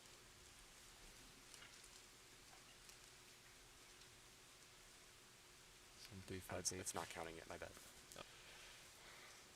Oh, that's a pause. Oh my god. It looked like he got to all at 3. Oh, cancel into the U-perm? 860. Oh, Brian is. This round is throwing Brian for a loop.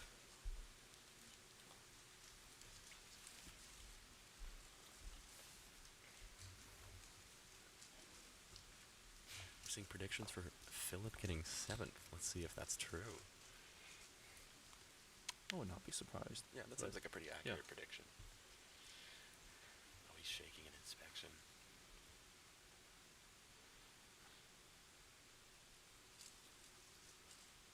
Very smooth start.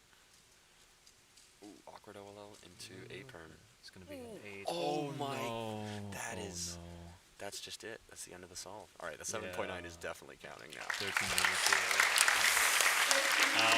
The shortest PLL can sometimes be the most challenging. So, Philip's best average here is a 702. We'll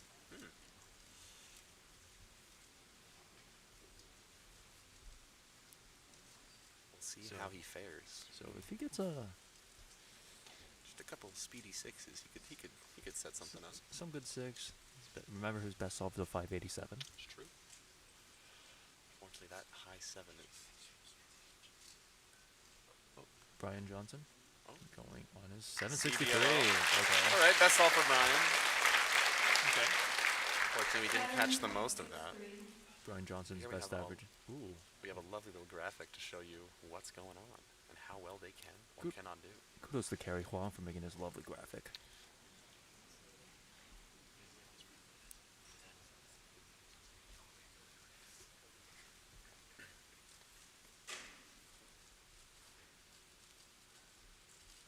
Pause. Oh, ZB recognition. Oh, the ZB. All 7.6. right. Okay. Not a bad average for Philip. Philip with a 749 average. Learn your ZBLs, kids, and you'll get a 7.26 in North American Championships Finals. There's a U case. I'm sure Felix can tell us exactly what it was. It started with an F move. I don't know my ZBs. I'm sure Beebs could even tell us what it is. Oh yeah, of course. He's like, I'm sure anyone in this, most people in this finals. That's true. That's true. Can, inform us about that ZB. Now, Brian Johnson's last solve.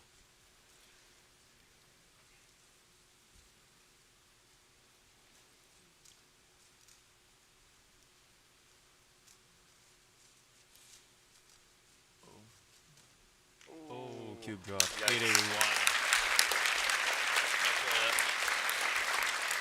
An 858 average from Brian.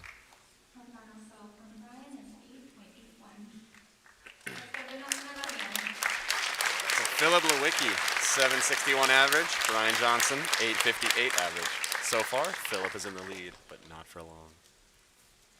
I think it's pretty safe to say 761 is gonna. Oh yeah. It's gonna get blown away into the wind very shortly. Yeah. But nice job to Philip and Brian. Yeah. Still a very solid performance. 14th and 13th seed. In the 14th seed, coming to us from Westport, Connecticut, is Krish Shah Nantwani. That's my boy. Our very own Krish.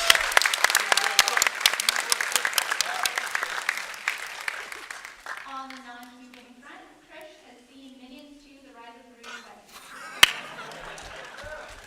Are you kidding me? Krish was the Northeast champion in Pyraminx and FMC. Let's go, Krish. FMC at this competition, and he got last place in clubs at this competition.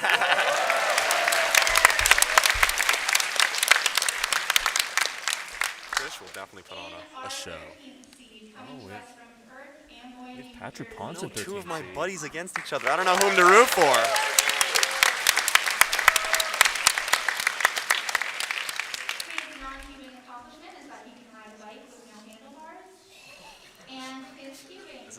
unicycle? accomplishments. He has That's pretty the impressive. world record average and 3x3 former world record single.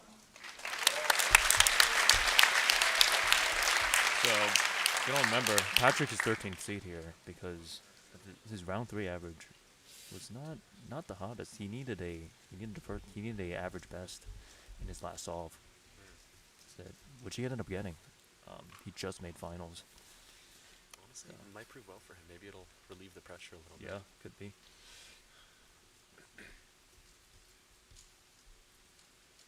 Krish off to a this is flying a start. crit. Oh, unfortunately, his cube does not agree with what he wants to do with it. Oh. 9-15 to Krish. That's a 9-1-5 Krish.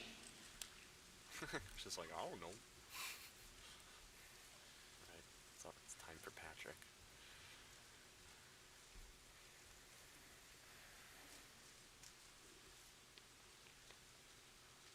Oh, Patrick's flying. Oh, hello. Little pause. Oof, yikes. That is... Yikes. Yeah. It seems like no one's doing well on this first scramble. This first scramble is not looking very hot. But it looks quite cold, actually. This has got to be... I mean, we just got to take a look at the first scramble after this competition and just see just how non-favorable it seems to be. There's just like no blocks anywhere. Yeah, nothing to look at.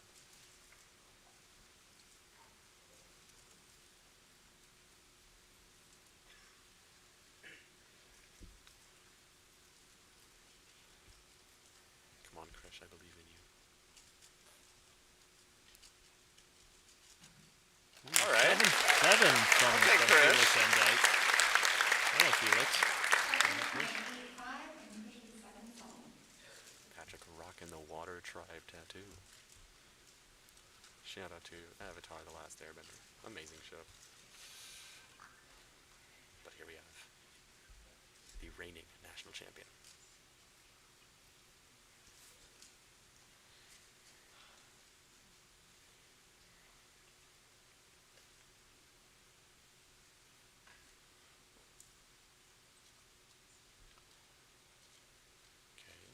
Patrick looks good with this one. Okay, come on. Ooh, that is so rough. Oh, that was like anti-sin at like 5. I'm really curious to see what Maddie finds on these scrambles. I mean, that's just like my immediate thought. Alright, and Christopher Shanathwani. Do greatness.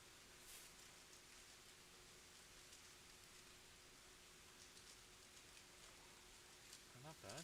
Oh, he's on Ola. Oh, he's doing something. Oh, nice Okay, job, Krish. okay. Nice job, Krish. Okay. Are we going to see a personal record average from Krish? What's his PR average? I think it's like a 7.4 or something. Ooh. Yeah. Okay. So, this could be something.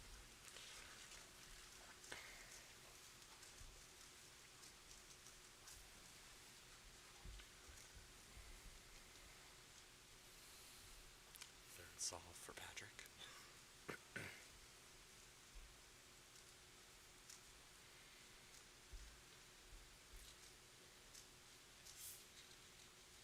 Wait a second. This is good. Okay. 5. Okay, good. Nice job, Patrick. I don't know what the hell. I don't know what he did on F2L, but He lined it up so that the Ola was presented in front of him at like 3, like high 3.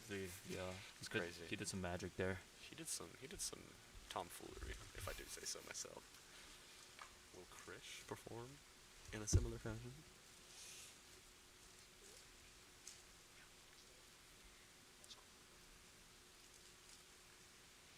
Oh no! Enormous lock up from Krish. Oh no. That's not looking too fuego. Okay. This'll be okay. something. Hey, Brennan. That's the time that I almost beat you with. Back in 2017 or 18. 18. I got that time and you at 8:45. Oh, really? Yeah. That's rough. Yeah, man.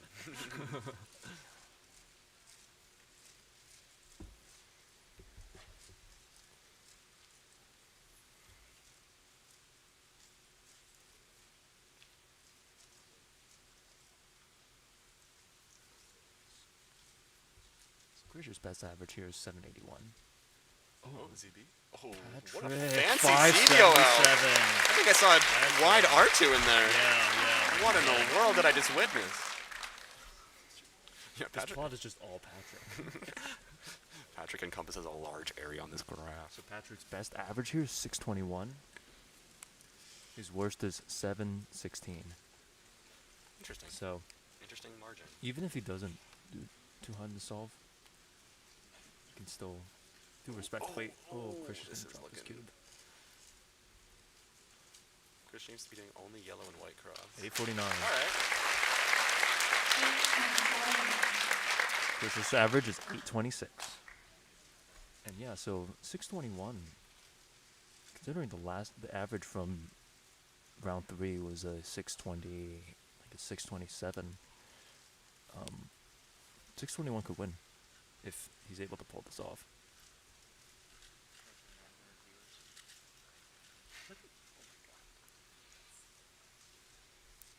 Yeah, it's already tense this early in the finals. Yeah. Patrick, last solve, counting 7 and a counting 5. How will he fare?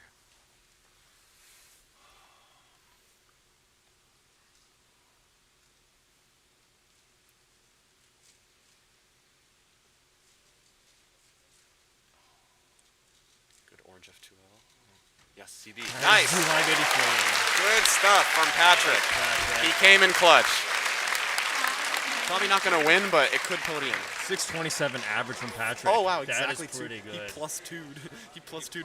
No, he didn't plus 2, but like his average is plus 2 of Chris's. Oh, okay. Sorry, no, okay. he did not plus 2. I'm spreading misinformation, but the difference is 2 seconds, which is quite funny. Yep. Yeah, Patrick definitely clutched in with the 3 5s. So this has really good chance of podium. Yeah. Yeah. So. All right, coming up next, we have wrap it up. Yep. All right. We're gonna switch over to casters real quick, and we'll see you guys later. See you later. Tommy is a two-time participant at the Scripps National Spelling Bee and came top 100 the second time he did it. And he is a 5-time world record holder, including the current 3x3 blindfolded world record holder mean and single. He was the Red Bull Rubik's Cube World Cup 2021 Re-Scramble World Champion.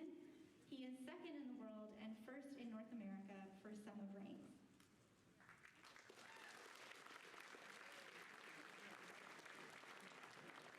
In our 11th seed, coming to us from Edmonton, Alberta, is Kyle Santucci.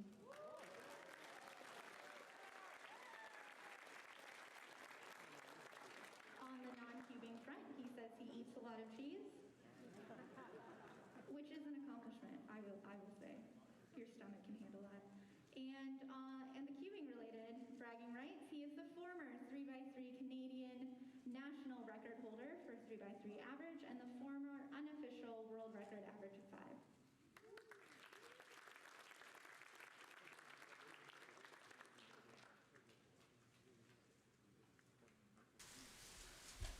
All right, we are back. What's up, everybody? Just finished competing in 3x3 finals. That was extremely nerve-wracking. Here we're watching Tommy Cherry do his solve. I'm gonna try and remember what I can about these scrambles, but I think this first one wasn't great. Yeah, I think everyone that we did watch a little bit earlier seemed to struggle with his first scramble quite well. Well, Tommy, ZBOL, 790, not too bad for him. That was pretty good. The average is like low 7 at home, so Yeah. that's pretty decent for him, especially given the nerves. We are going to attempt to talk a little bit louder, but Right. we are trying to make sure that we're not too distracting to the competitors. Yes. Kyle's already going. Yes. Can we potentially get... Yeah, Kyle known for his fast DPS, 667 for him. Very impressive. Krish, anything special about this second scramble that we should know about? Yeah, it was good. It was good? It was good. Tommy's first solve was a 790. Yes, this second scramble, the yellow cross, there's a very easy X cross that can be made into either double X cross or very easy first pair. Gotcha. And that is what I did. So let's see if they find a similar solution. He's looking at yellow. Oh yeah, no, yellow is on both solves are very good. All right, here we go, Tommy. Yeah. He's doing it. Yeah. Yep. All right. Looks like Oh, with the S move U-perm. Fancy S move. I think so. Oh, Yeah, that's optimal. That's optimal U-perm. The 9-move Yeah, U-perm. Well, 9 QTM. Honestly, the gall to even try that. In a big comp final? Oh, wow. I have a sneaky suspicion I'm going to get last place in this final, but that is okay. Brian got an 8-second average. So Oh, he did. yeah, I also got an 8-second average. Very close. Yes. Okay, I didn't get last. We're good. We're good. Alright, so He also does yellow cross. Yep. Yellow cross was so nice. Wow. 708. Also, going against Patrick was like really crazy. Right? Like How did felt you feel? I mean, I lost him by a full 2 seconds, so I think we know how I felt. I was very nervous. Yeah. But it was cool, and Patrick really clutched with those last 3 solves with the 3 5s. I'm surprised he got what he got on the second solve. There's also a 1-move square on this 3rd scramble. A 1-move square on which side? Yellow/green, I believe. And orange. I very briefly considered doing orange here. Oh, Tommy Cherry with a nervous last layer. Let's see if I can find it. Yeah. You said it was on white and green? White, green, orange, yes. Or sorry, yellow, green, orange. I did yellow because I'm white, yellow, dual neutral. Well, let's see what Kyle can get from that. Here we go.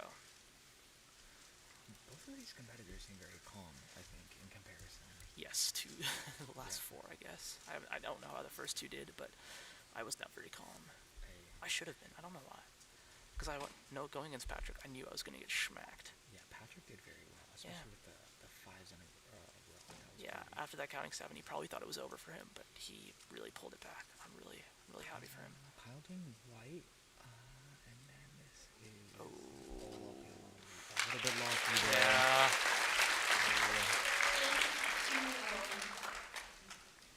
Thank you for the congratulations in the chat. Kyle with a 667, 708, and an 8.2. It's just right around the mid-7 area right now. I think Felix is still top 5. I think it's close, but I think he's still top 5. I think name 5 keepers better than Felix Zemdegs, and I could probably tell you why Felix might be better. True. Experience. Tommy doing some keyhole. I don't remember anything about this 4th scramble. Very long Here's a ZB though. You know, yeah, ZB. From the outside looking in, the scrambles didn't look that appealing, but is there anything on the 4th scramble? Nothing in particular? No, nothing in particular. Yeah. I mean, I think I started my solves very well. I think in the middle, they all kind of just died, and then last layer was fine. So like after 1st and 2nd pair, basically once I was done with my inspection, like what I inspected, it was, and I think that's definitely the case for a lot of these guys. That looks like it. They're all kind of like pausing in the mid after all. Yeah. Alright, so solving on Ooh. Oh, this is looking good. F6 half time. V perm. No. Alright, 689 for Kyle Santucci. Let's be honest, sometimes the V perm, it can lock you up. So yes, it can. This is good. Like, it wasn't too bad, to be honest.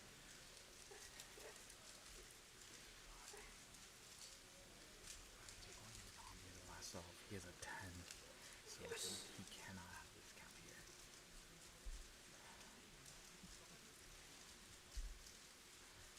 Alright, this does not look like it's going to be a 10. This looks like it's being a 6. Yes, let's go, Tommy. Great job, Tommy. Coming in the cup. Tommy with a 746 average confirmed. Good stuff, Tommy. Good stuff.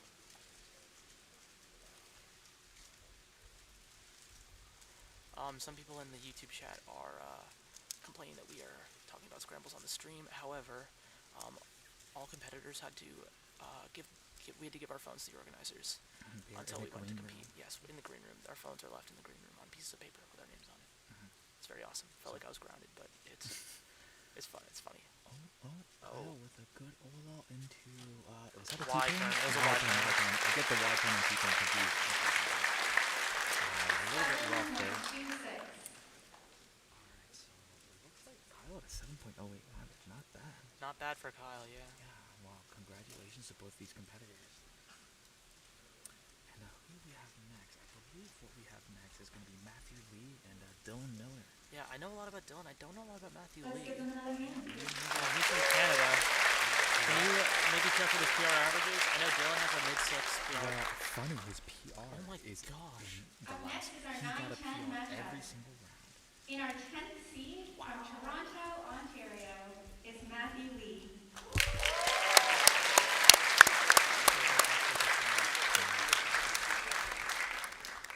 His non-keeping accomplishment is graduating preschool.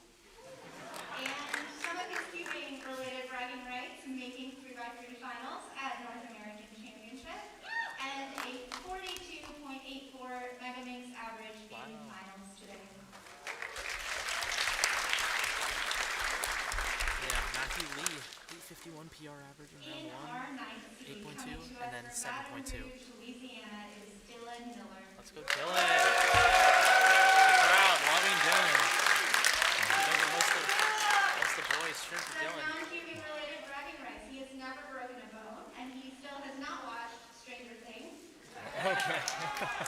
Can't say. That's Keeping-related me. bragging rights, 5-year Southern champion for 3x3, former virtual cube world record holder, and a 6.59 official 3x3 average. I would say in terms of handling the pressure right now, aside from the actual solves in the content, Dylan a lot more experience, probably in the big stage. Yes, so he might be able to deal with this a little bit better. Dylan was in Nationals 2019 finals. Yes. I do remember this.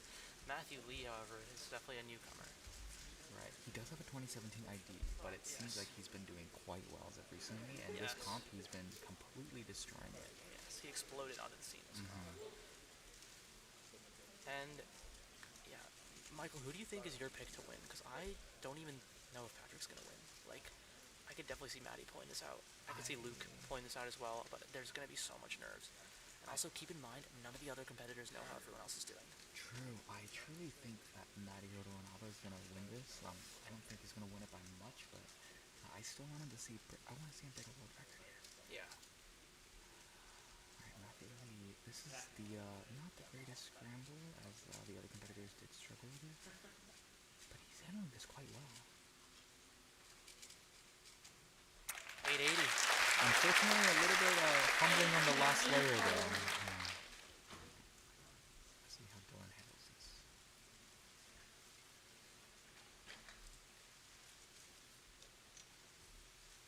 Here we go. Dilly Millie.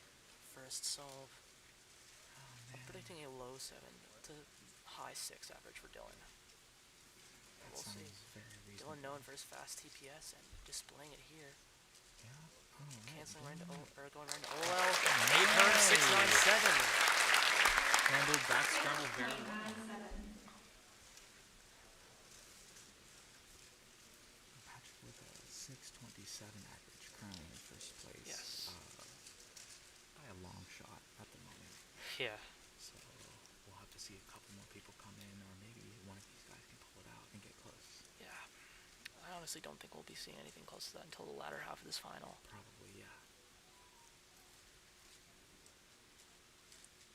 Alright, so this is, looks like everyone does see the yellow X cross. Yeah. Yeah.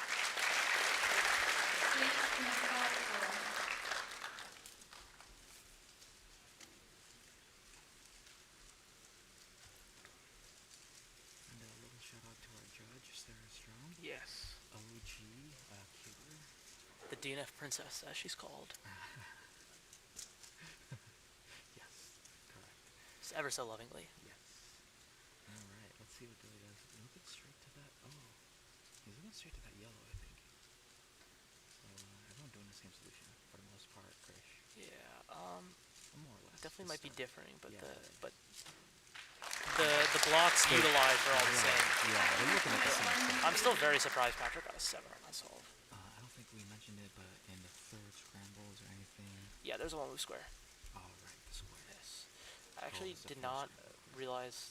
I like messed up my cross, but I got my best solve.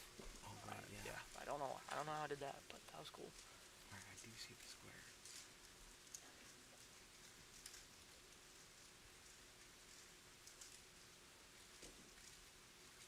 Whoa. Here we go. Knocked out. Matthew's He's got some good TPS. Jeez. Just a lot of AUFing. Not the greatest efficiency. Some extra turns on the dealer, I think. Yes.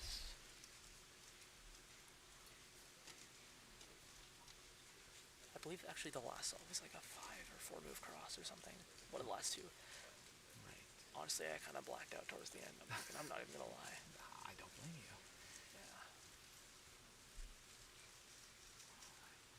Yeah, Matty did get 2 4s at Northeast Champs 3x3 Finals. It was crazy. He started off with 2 4s. Right, here we go, Dylan Miller. Oh, this is a good solve. Yes. Oh my goodness. Yes! Very, very good solve by Dylan. Wow. Let's go, Dylan. Let's go, Dylan. That's definitely in his wheelhouse. In fact, he could repeat it, really. Yeah. Indeed, indeed. Mm-hmm. Yeah, Dylan's turning is so good. I think once he handles his nerve problem, he is going to really be a force to be reckoned with. He seems like he's not doing bad right now. No, not at in terms all. of nerves. Like Matthew. Some keyhole there. Oh, bar prone. 729. Just a little bit lucky. Otherwise, very great solve. Yeah, very good solve. I believe. What is he counting right now? 885, 801, and a 729. Okay, right. All right.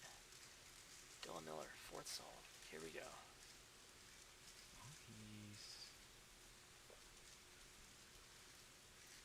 I do see some the red block right there for anyone who is calling neutral. There is something going on there, but it's a nice little free pair.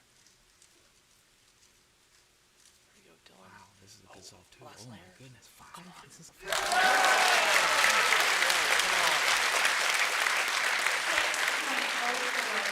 Dylan Miller with a worst possible average of 6.71. And then best possible 6.22. What about for Matthew? A 795 best possible average for Matthew, and an 845 worst possible average for him as well, barring this next solve. Yes.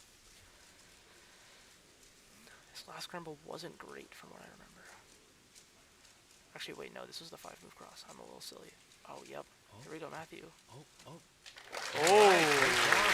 Great finish. Is that a PR single for him?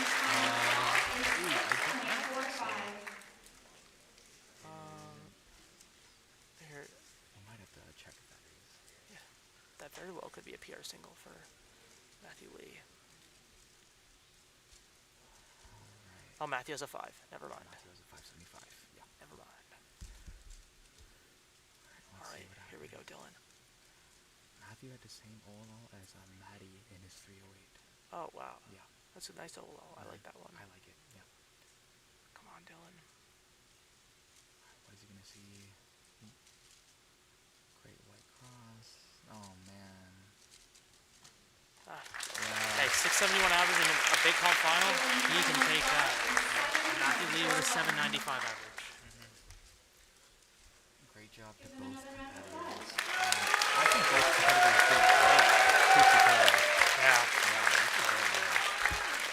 And shout out to Matthew for getting back-to-back to PRs just across the board. Yeah, I mean, what was his previous average before this comp? So he got a 721. No, before this comp, though. Oh, before this competition.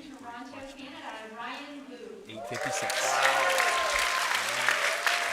Canada's finest, Ryan Wu. Ryan Wu, we love the guy. Non-cubing related bragging rights. He can drive a car, and he knows Eva Cato. Cubing related bragging rights. Ryan is #1 sum of ranks in Canada, 2-time Red Bull Rubik's World Cup finalist, and a former 6x6 Canadian record holder. If you guys heard the announcement, if you don't know who Eva Cato is, I believe she's #Cuber. Indeed. Which is what Ryan is referring to. Max was a finalist at the Washington State Photography Competition. And related to cubing, he has a 4.03 official Rubik's Cube solve, which is 3rd in the world. Cuber from YouTube. Max is the 7th seed, and Ryan is the 8th seed. Yes. Now Max does pretty well under the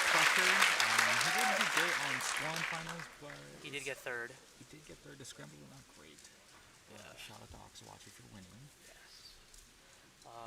Yeah, I mean, this half of the finals is really where we'll see the fireworks start to go off. So both of these guys have the potential to beat 627. Yes. Truthfully. Oh, I mean, that's very, very below both of their PRs, so I don't know if they could beat that, but I think they could definitely put themselves in a podium finish. Max is maining the Tornado V3. Yes. This is a prototype. Yes. So again, not very many people did well on this solve, so let's see how Ryan does here.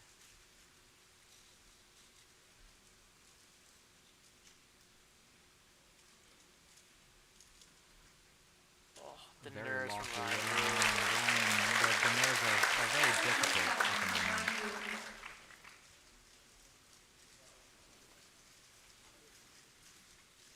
So, I don't think I've seen, aside from Patrick, many people doing anything other than white and yellow so far. Yeah. 16 in finals, Gamma Ray. Yeah. Penguin GD, if you went first, you were allowed to watch your other competitor solve. If you've like already seen the scramble. Max is doing Max pretty Shao. good. Oh my god. Max Shao with 625. Yeah. Mitch Lane standing up back here. That's the Mitch number. Great job to Max for getting a 625 and probably one of the better solves of the first solve. Yes, I think the best. Alright, so this is the solve that everyone seems comfortable with. It starts on the same block. Yes. So let's see what happens. Indeed. Let's do it. Whoa, he did a slightly different solution there for his X-Cross. Ryan Wu with an 870. Very nervous start from Ryan Wu. I might have not seen it correctly, but I did see some S slices at the very No, there's a beginning. lockup. I'm pretty sure it's the lockup, there, yeah. Alright, and let's see what Max Shao does. Yes, you do have to wear a mask at this competition because we're still in the pandemic. Yep, and even ourselves, you can't see us, but we are wearing masks talking into the microphone. Indeed. Alright, here we go, Max Shao. Yellow cross as well. Oh my. Oh my. Oh, no. Oh no. Wow, that lockup from that hurt. For PLL was he's gotta be kicking himself after that. PLL at 5, you think? Around 4. 4, yeah. That was rough. Or PLL like low 5, sorry, yeah. Double whammy. Yeah. Alright, so let's see what happens to Ryan here. Yes, first plus 2 to the finals. It does feel bad.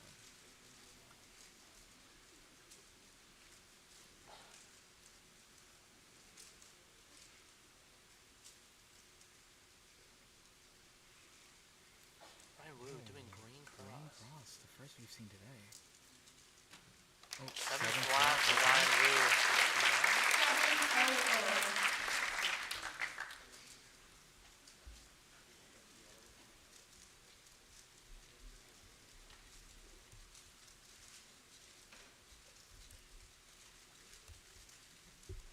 Max Shao doing some warm-up. Wiping his hands. Sweaty hands, it's a real problem. Yeah, gotta compose yourself. Usually when you following a bad solve can really mess with you sometimes. Oh yes. Oh yes. Because you have to tell yourself, I can't get 2. Yes. This is pretty smooth. Here we go, Max. Alright, yep, there it is. Oh. Peel at 5 again. So I saw him have a brief pause in between up to 2 or 3, something like that, and then the lockup, and he just panicked. It's a tragedy. Tried to stop the timer. Sad.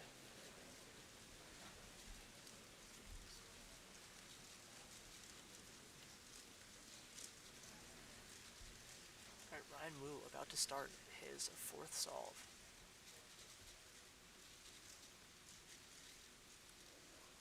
Oh.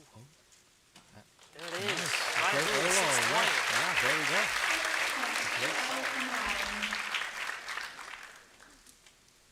Ryan Wu, best possible average is 702, so he's out of the running. fourth first and potentially podium, but we'll have to see. I think he's probably going to be out of the running for podium. I don't know. His worst possible is 786, so pretty consistent.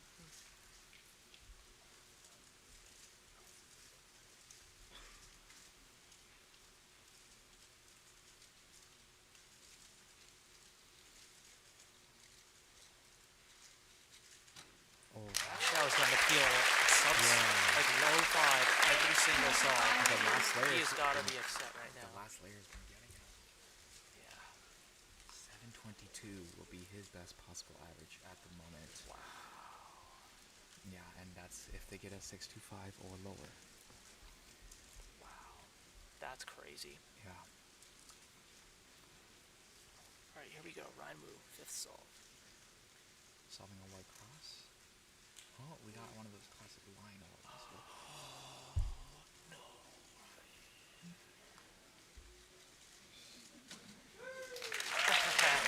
Fist bump after 1280. You know, like one of those, that's the OLO where there's a lot of different easy COLL that you can do. Yes, and so it's the, I believe that was the Colin Burns 525 OLL, and there are many different ways you can do it, but the most popular way is usually do F sexy F prime and try and force ZBOL or cross OLL.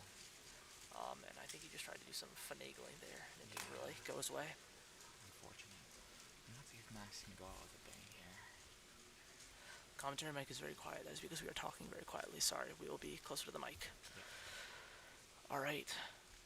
Max Xiao starting off his final solve. White cross as well. Okay. Peel out. Okay, Max Xiao with a mid-7 average. Not too bad. Not too bad. 7.56.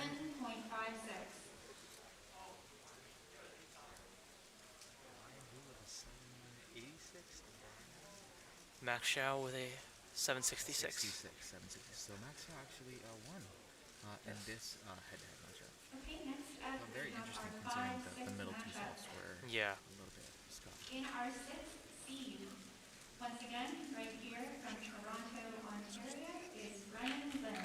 All right. So we're getting ready to bring on the next two competitors. We are going to bring on Dana and Keaton.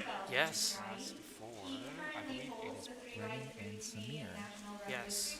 So it's been a pleasure. It's a pleasure talking to you all, and hope to talk to you all again soon. Catch you on the next stream. This is Mike. Bye. Canadian record average of 1.26 seconds, which is 5th in the world.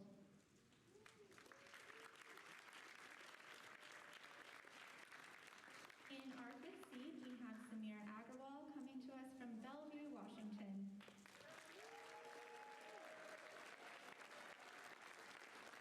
Samir has perfect pitch from playing piano.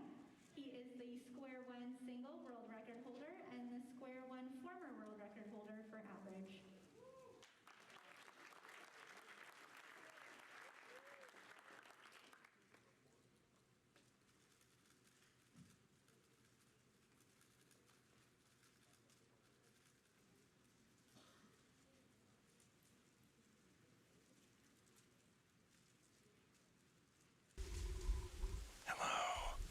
Hello, it's Dana. And Keaton, we are back for the top 6 of 3x3 finals. Brennan Lynn is currently the Canadian national record holder in 6th place.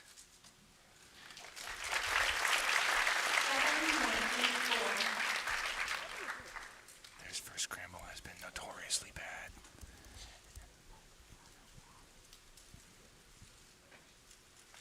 Please speak louder. Okay.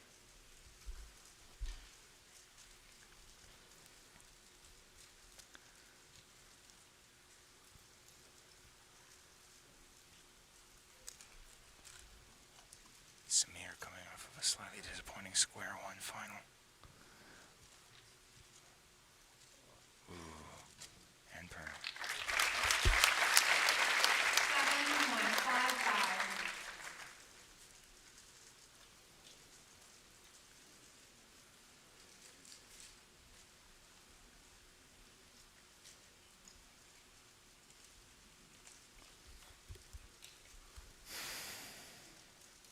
And then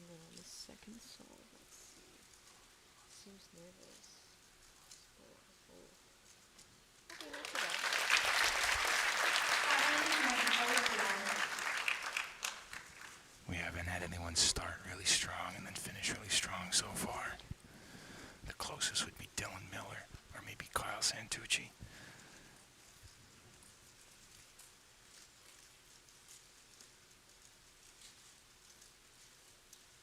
Keaton and I can see chat. It's going by pretty quickly though when we're watching the solves though. Feel free to drop anything in chat.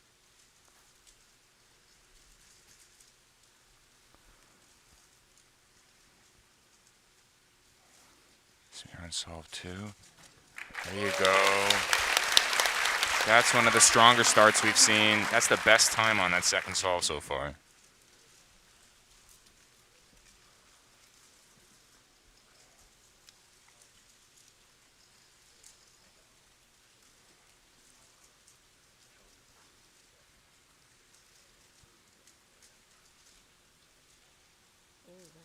Into fourth pair was quite long. Good F sexy F prime on the line OLL. They get a T ZBOL. Yeah, I do that too.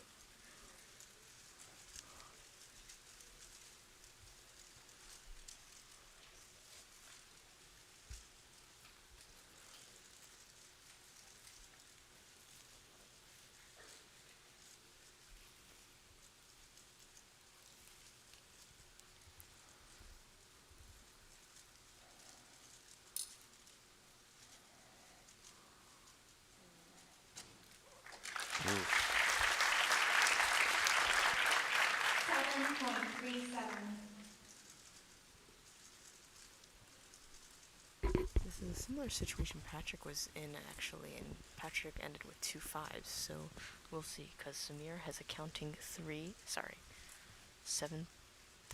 so far.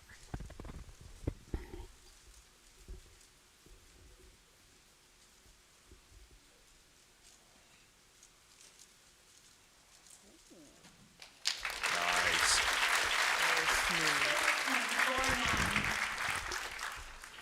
So Brennan right now, best possible average is 6.95. It's still possible for him to make podium right now. He would slot into 3rd place at the moment if he gets sub 6.49 on this last solve. Samir's best possible average still awaiting this 4th solve.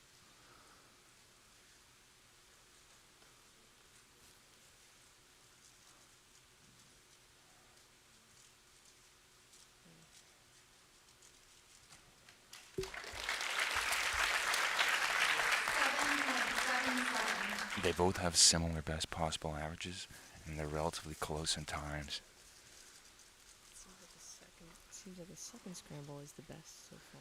Yeah, if Samir guarantees himself a good time here, he'll beat Brennan, of course, and that'll slot him into 3rd.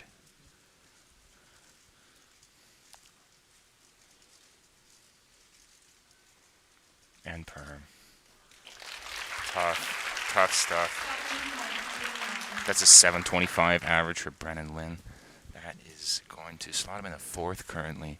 The top Canadian right now is still Kyle Santucci with a 7.08, and he will remain the top Canadian because the remaining 4 solvers are all from the United States. USA.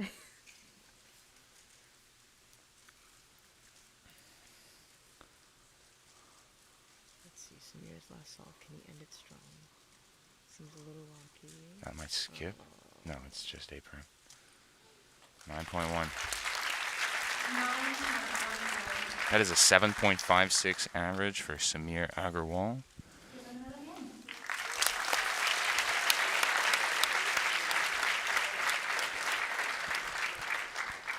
Currently, that will slot Brennan Lynn into 4th with the 725, and then Samir Agarwal into 7th.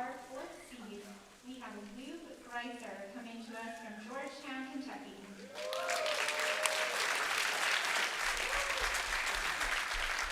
He runs singles varsity tennis as a freshman, and his cubing-related accomplishments is he is the 2nd fastest with G, and the Kentucky state record holder for Pyraminx by like 20 seconds. In our 3rd seed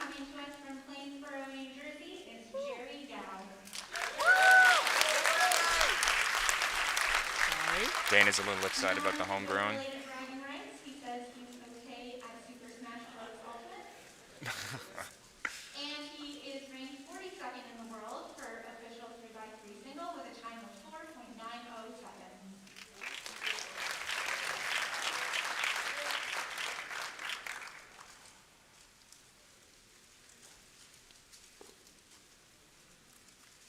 Shout out Michael Chai down in chat.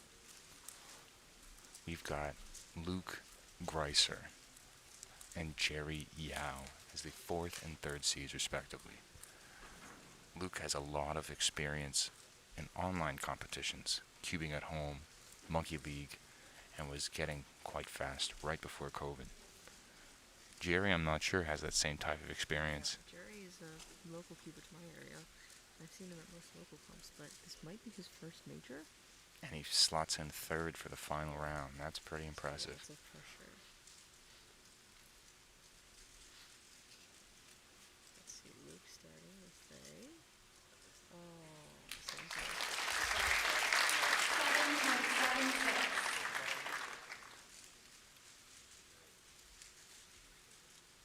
7.76. Alright, Romeo, get closer. Alright.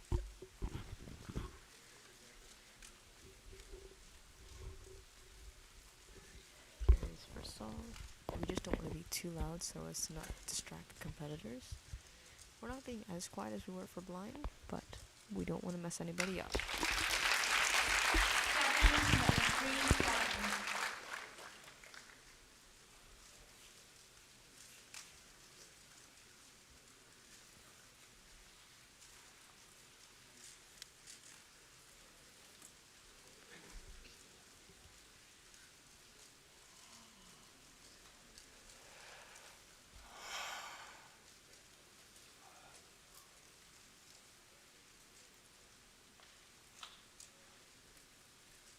What are your thoughts on ASMR?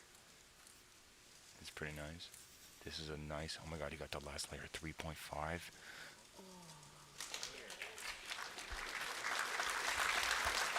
That, oh my goodness. Clearly upset with that one. That was such a strong start on that song. I think he was trying to do something fancy with it. Yeah. If you do F6 F prime on that, you get a soon. Just do the all out.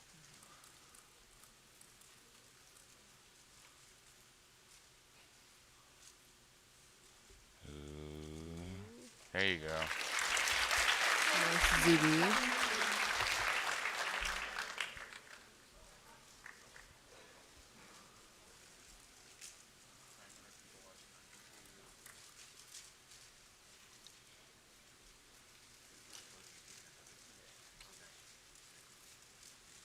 It looked to me like a simple RUD case.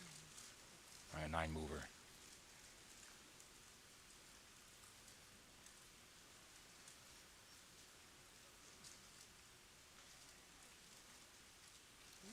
That's nice. Good execution. Oral skip or winter variation? I wasn't fully sure.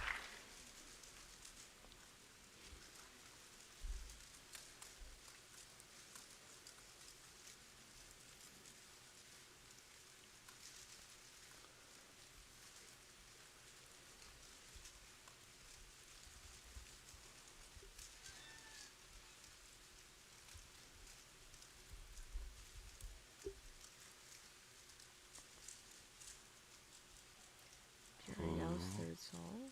Oh. Apron. Okay. Nice execution. 6.76.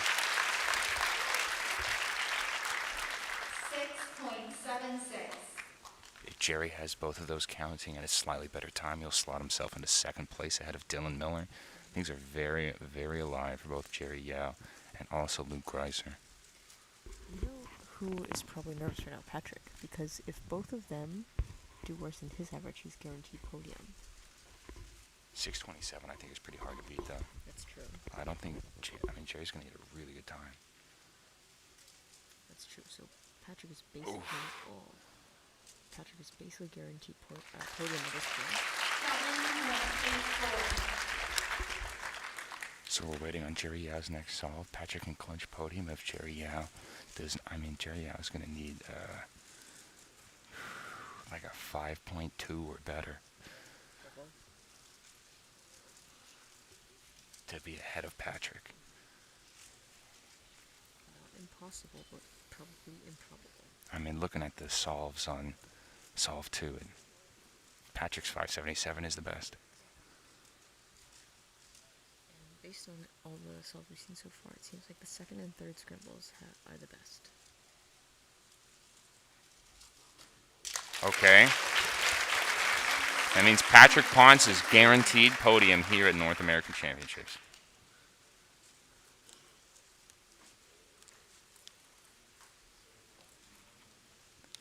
Jerry Yao is guaranteed to win. It's simply whether or not he slides ahead of Dylan Miller or behind him.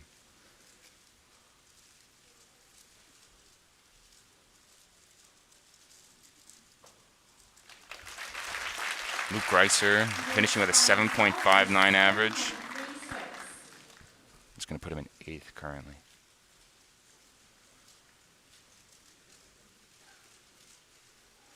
Currently in second seed for the next group is Luke Garrett, who said he wants a podium, and I think it's well within his grasp.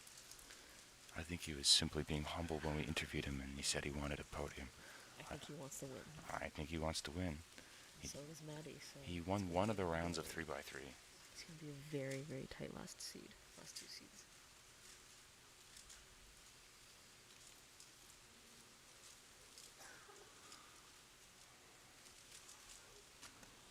Ooh, that is worst possible average. Dylan Miller is currently staying in second place with a 671 average.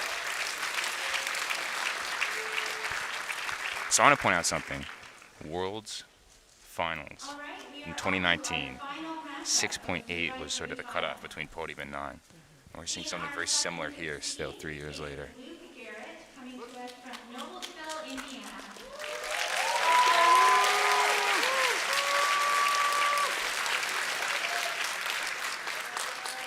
Non-cubing bragging right, he has a really good impression of Dwayne "The Rock" Johnson. And cubing-related bragging rights, he podiumed in OH at this competition, and he is faster than Max Shaw at clock.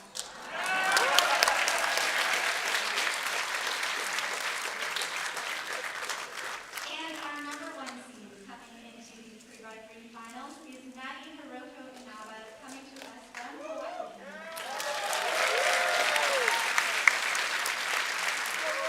In the non-cubing world, Maddie loves to play baseball, golf, and does landscape oil painting.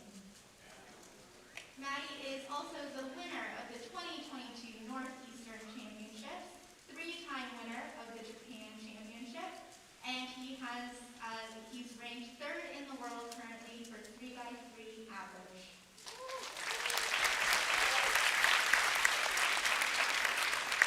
You can see the results on screen there for just a second. 6.95 is currently the number needed to get to the podium. And to win, you'll need sub 6.27. These guys both have tons of experience from online competitions. Honestly, based on some of the scrubs I've seen, this does have world record average potential. The nerves, we'll see.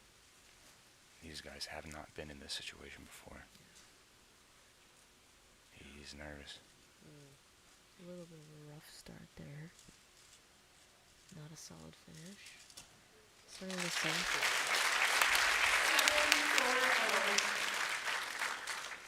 Patrick right now is trying to hold on. He won Nationals 2019. Potentially may be able to win North American Championships 2022, the next major on this continent. I think people are super excited to see Maddie solve, so let's see. Maddie's just turning, a little bit lucky for the solve. Wide turn. Oh boy. So 6.25, best time on the first scramble. Best solve still so far, I believe, is at 5.64 by Patrick.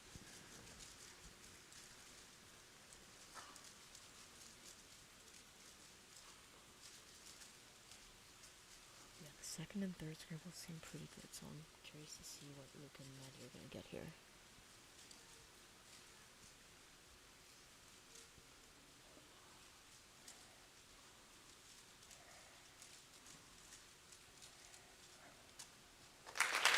Okay, 6:33.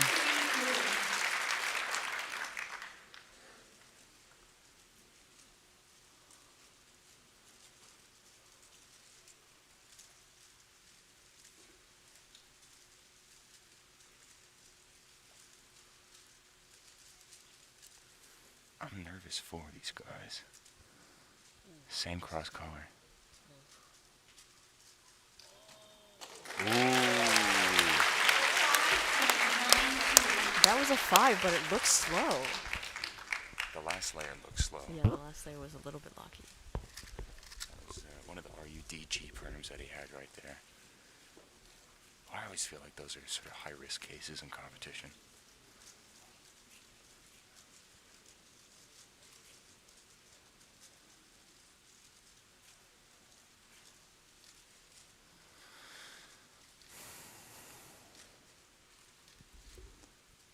This solve had 3 5s on it prior to the top 2 seeds. Do you want to guess before they do each solve what it's going to be? Ooh, J-perm. 632.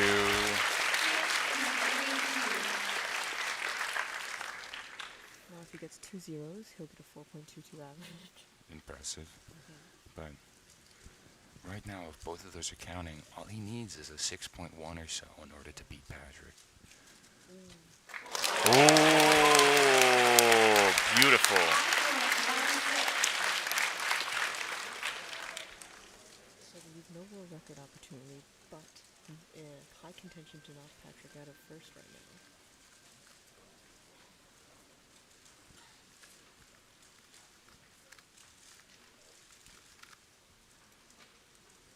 The weight. The third scramble I think was pretty nice. Yeah, 2 more solves left for each competitor.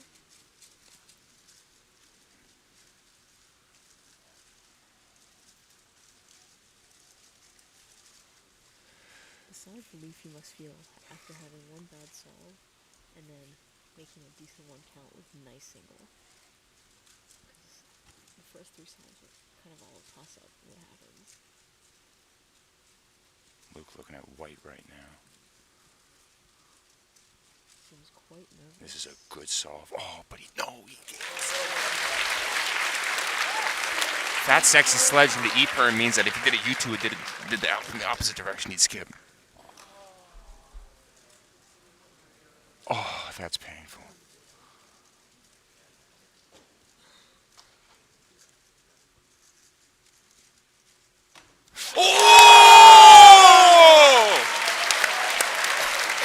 Maddie Hiroto Wanabe with a 4.27 single in the finals of North American Championship. Guaranteed the win.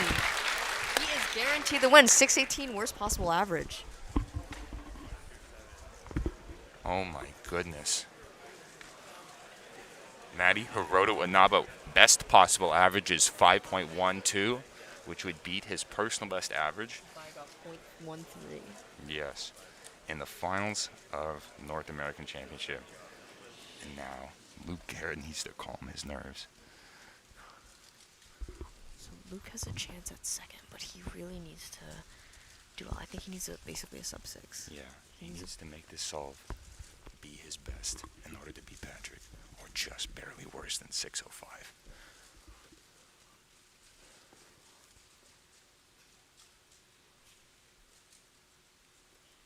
We need a 617 to get second place. I'm nervous for him. Oh my goodness.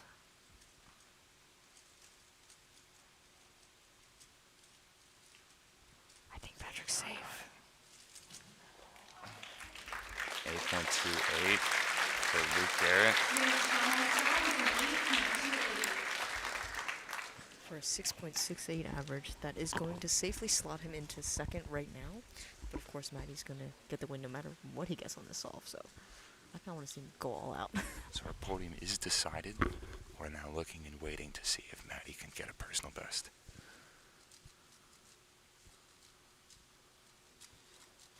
Still very impressive, a 5.79 for Maddie Hiroto Inaba. 5.62 average.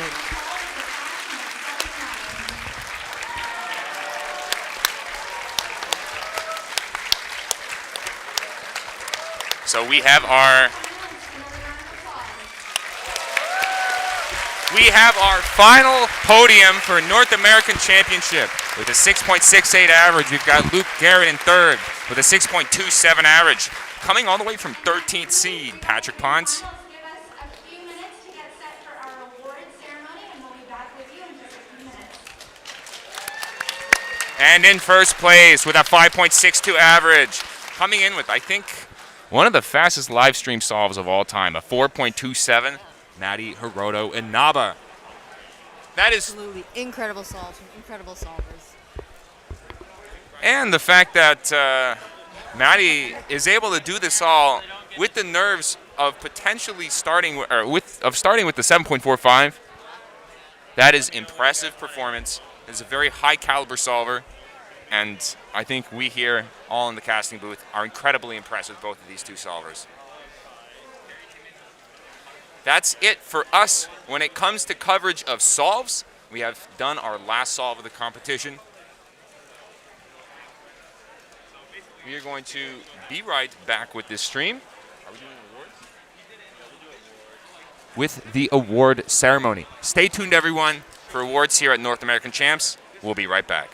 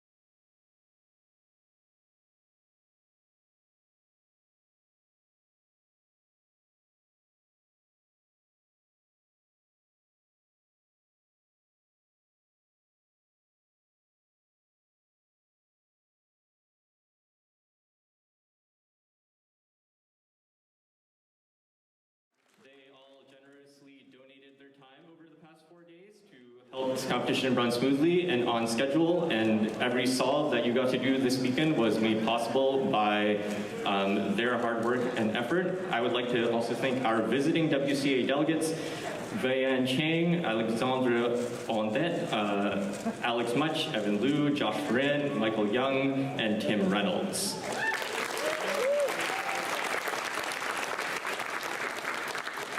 I would like to thank all of you, the attendees and competitors, for making this the largest competition ever in Canada and a great inaugural championship.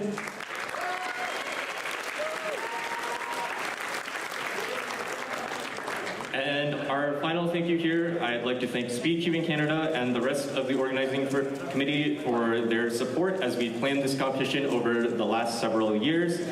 The organizing committee is a purely volunteer team, and the people we need to shout out to are Walker Welch, Chris Diasis, Aru Martinez, Kevin Matthews, Abdullah Gulab, Liam Oravec, Alyssa Esperaz, and Sarah Strong.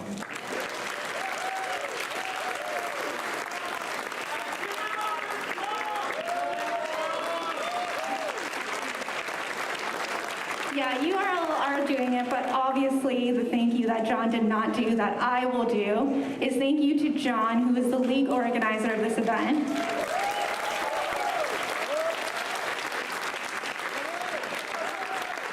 For those of you that don't know, I'm John's sister, and so I got a little bit of a behind-the-scenes look at just the immense hard work that John has put in over the past 3 years to make this event possible, and so, John, thank you.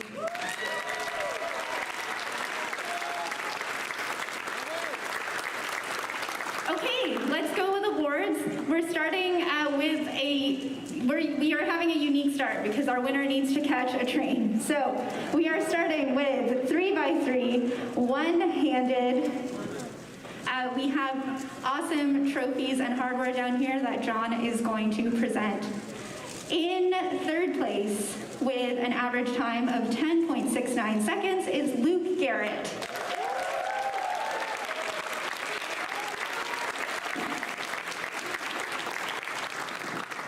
In second place, with an average time of 10.52 seconds, is Patrick Ponce.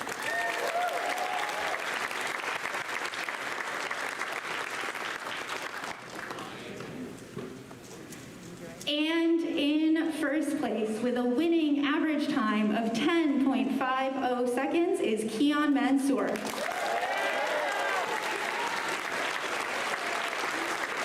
Keon is also our first ever 3x3 OH North American champion.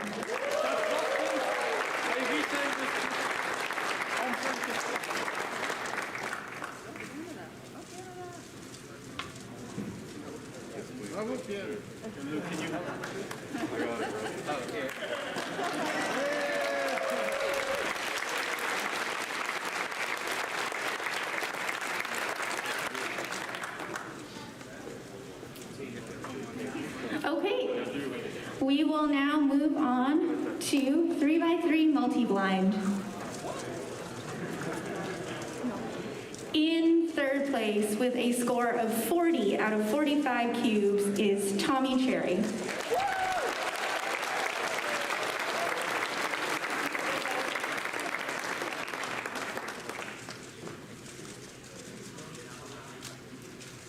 In second place with a score of 50 out of 60 cubes is Elliot Kobolonsky.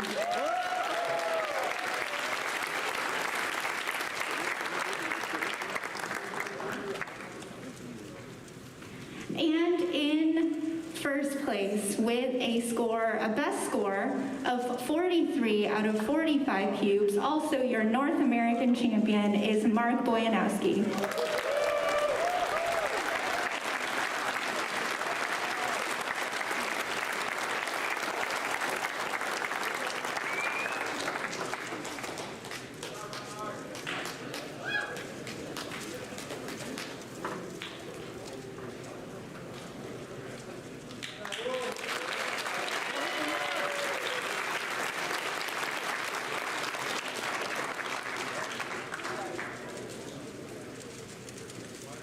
Do not go far.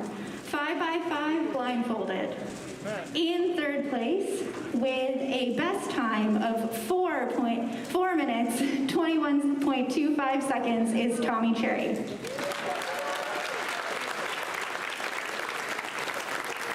In second place, setting a new Canadian record with a best time of 3 minutes, 37.45 seconds, is Elliot Kobolonsky.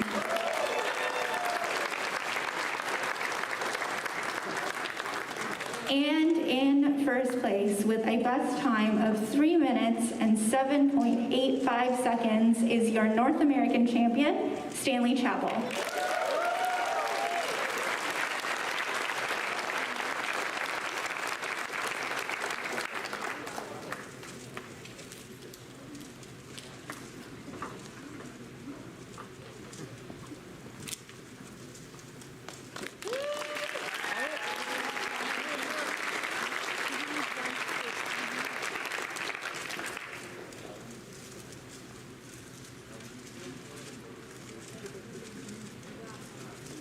Awesome.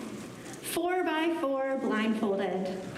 In third place, with a best time of 2 minutes, 5.69 seconds, is Manuel Gutman.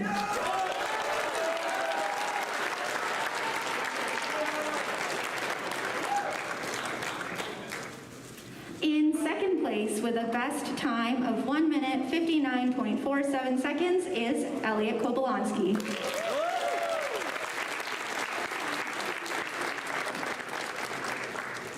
And once again in first place, with a best time of 1 minute, 22.02 seconds, and your North American champion is Stanley Chappell.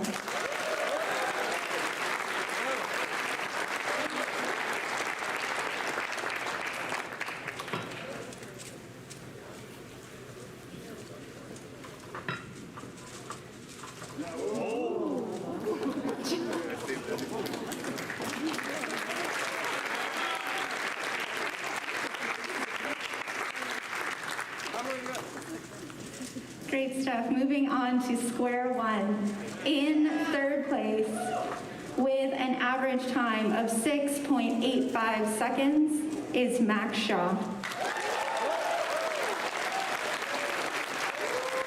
In second place, with an average time of 6.56 seconds, is Samir Agarwal.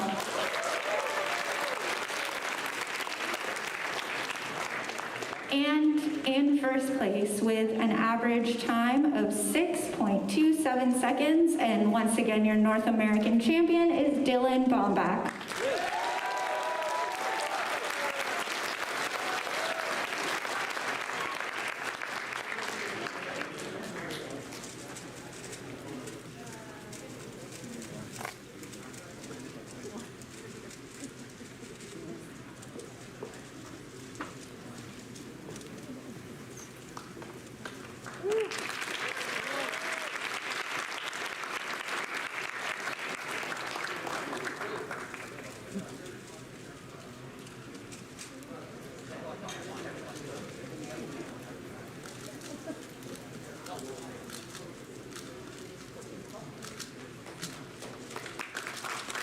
Moving on to Skewb. In third place, with an average time of 2.84 seconds, is Leo Min Bedford.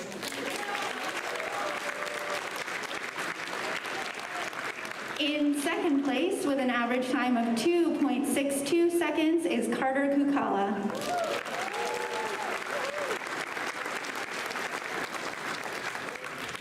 And in first place, with an average time that sets the new world record for Skewb average is of 1.73 seconds, your North American champion for Skewb, Zane Kanani.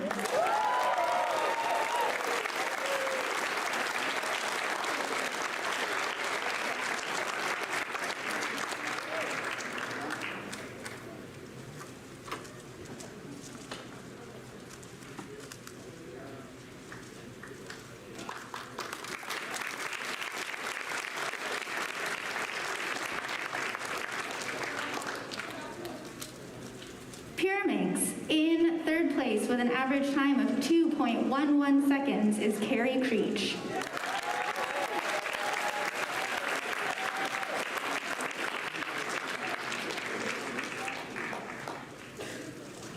second place with an average time of 2.06 seconds is Harsha Paladugu.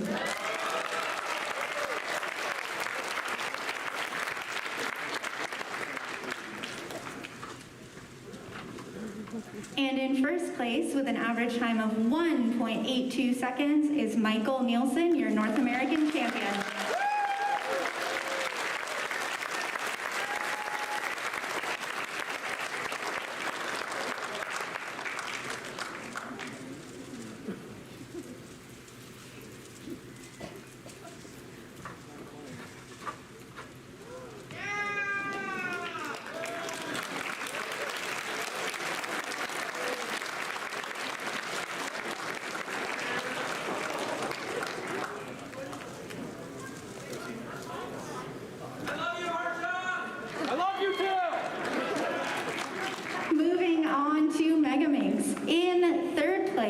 With an average time of 35.65 seconds. Additionally, setting a new national record for the Republic of Korea for the single time of 30.11 seconds is Kyungmin Choi.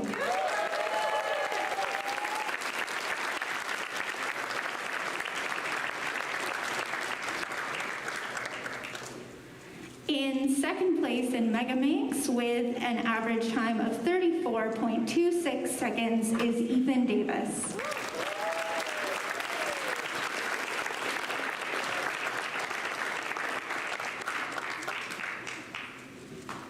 And in first place, setting a new North American record for the average time of 30.62 seconds, your North American champion, Nicholas Niang.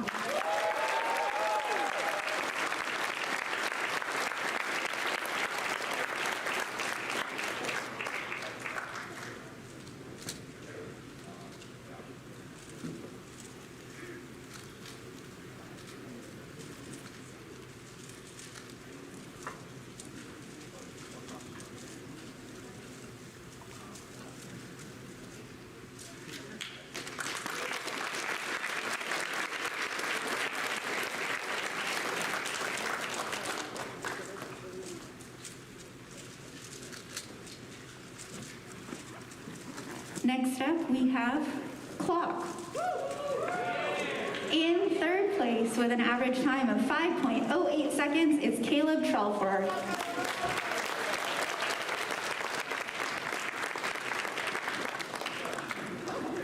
In second place with an average time of 5.05 seconds is Carrie Creech.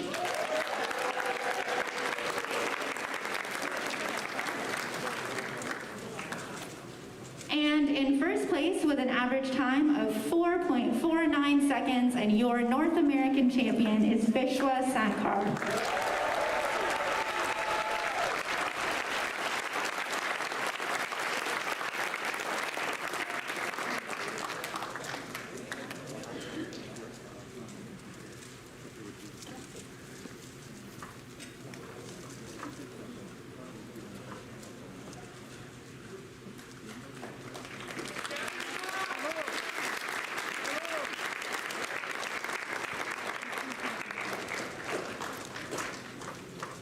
By 3 fewest moves.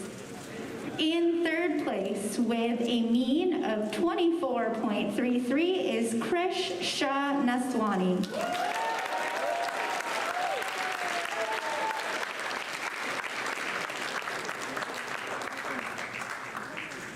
In second place with a mean of 23.67 and your North American champion is Harry Creech.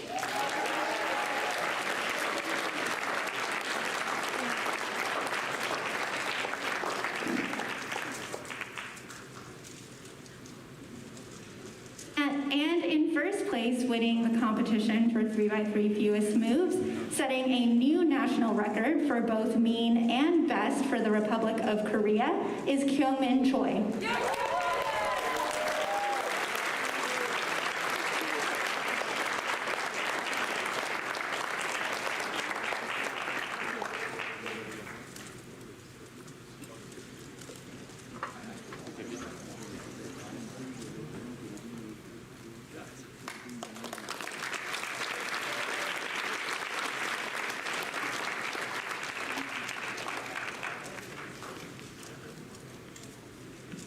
3x3 blindfolded. In third place with a best time of 18.11 is Antonio Kem Ho Tung.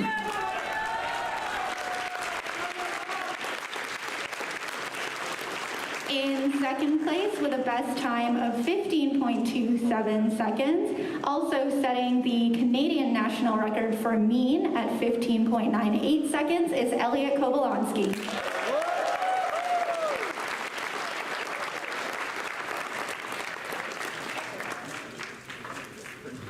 And in first place with a best time of 15.20 seconds, your North American champion for 3x3 blindfolded, Tommy Cherry.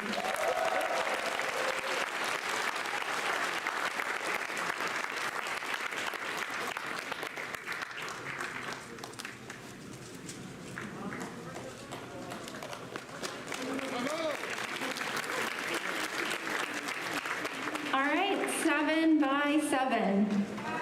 In third place with a mean of 2 minutes, 17.29 seconds is Benjamin Way.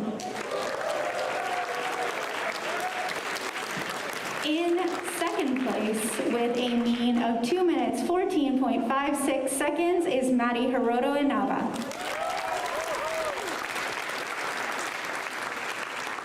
And in first place with a mean of 2 minutes, 5.67 seconds, and your North American champion is Kevin Hayes.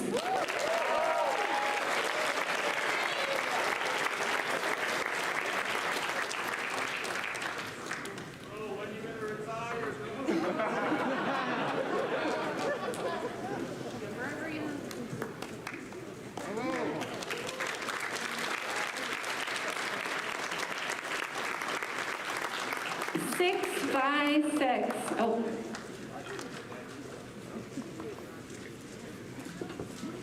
6x6. In third place with a mean of 1 minute, 34.59 seconds is Kevin Hayes.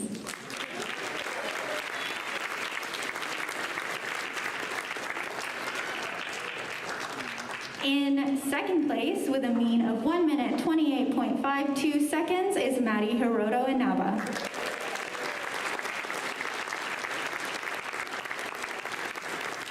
And in first place, setting a new Canadian national record for both mean and single with a mean of 1 minute 27.41 seconds and a best time of 1 minute 26.14 seconds, your North American champion, Diego Rodriguez Ramirez.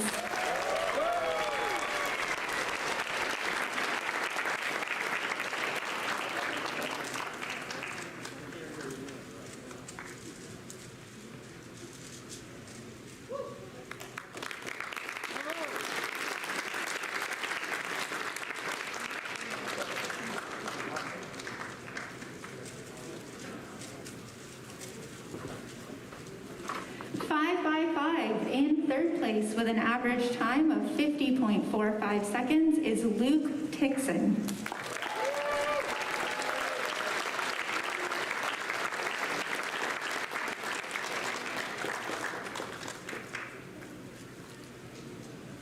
In second place with an average time of 49.24 seconds is Bill Wang.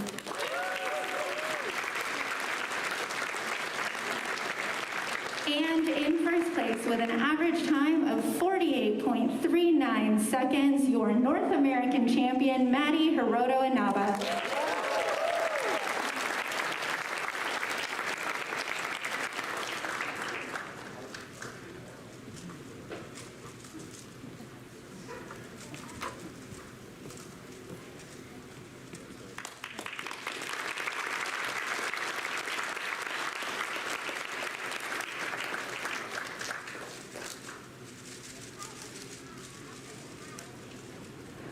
Our final three events. 4x4. In third place with an average time of 25.85 seconds is Bill Wang.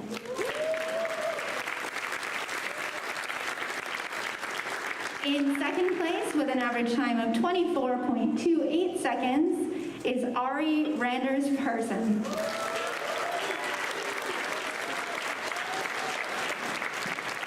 And in first place with an average time of 23.98 seconds, your North American champion for 4x4, Patrick Ponce.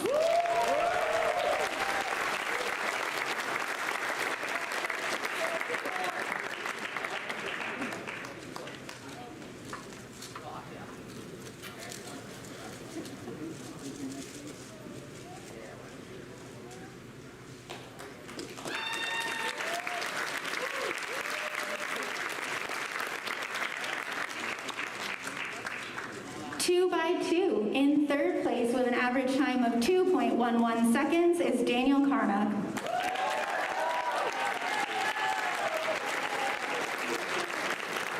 In second place with an average time of 1.85 seconds is Brennan Lynn.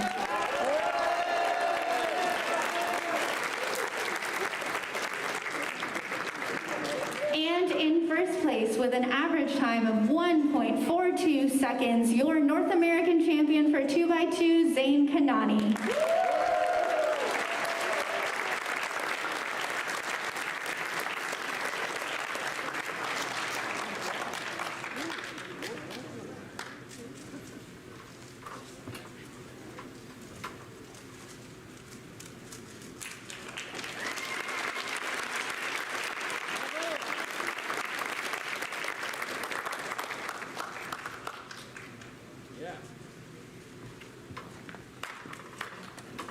All right, and on to our final awards of the day, which is 3x3. Before we do that, I'm happy to announce that the World Cube Association is introducing a perpetual trophy for each continental champion. And so we have here our 3x3 North American Champion trophy, which will be engraved with the winner's name and then passed on to the next winner after that.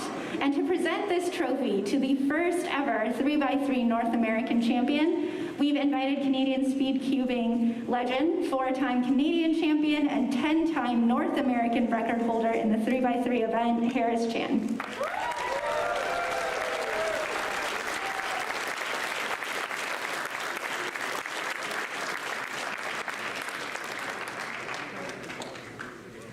Okay, 3x3. In third place with an average time of 6.68 seconds is Luke Garrett.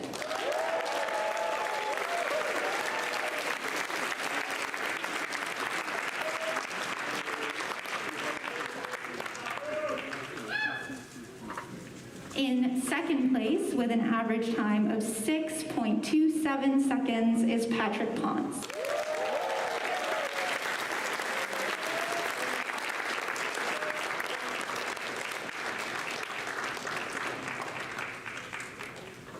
And in first place with an average time of 5.62 seconds, the winner of Rubik's WCA North American Championship 2022 and the first ever 3x3 North American champion, Maddie Hiroto Inaba.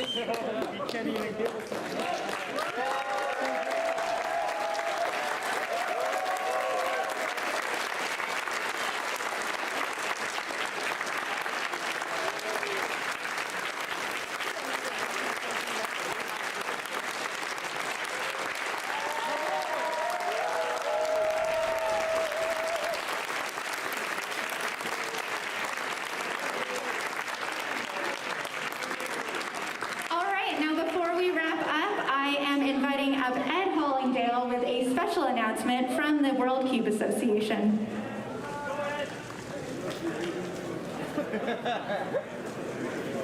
Thank you. So on behalf of the World Cube Association, I'd like to congratulate all of the podium award winners and congratulate all the participants here over the last 4 days. It's been a fantastic inaugural North American Championship, so well done. And a special thank you to Speedcube in Canada and the organising committee, particularly John, for putting on this fantastic event.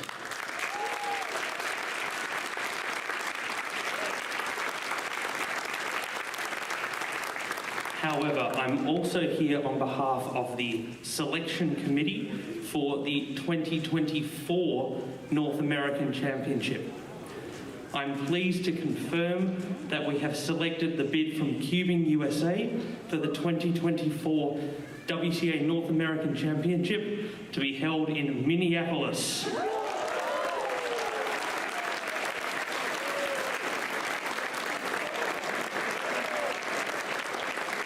So stay tuned for the next iteration. Thank you.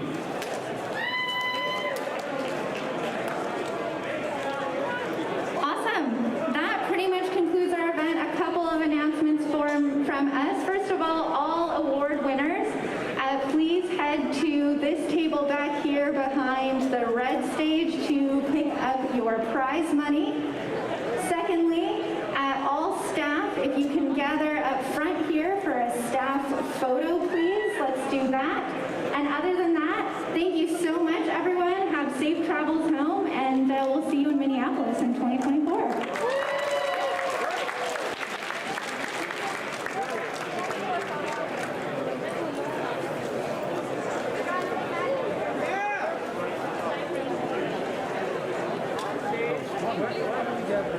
Are we on stage? Give me a second. We're going to do a photo with Maddie. All right, Mike.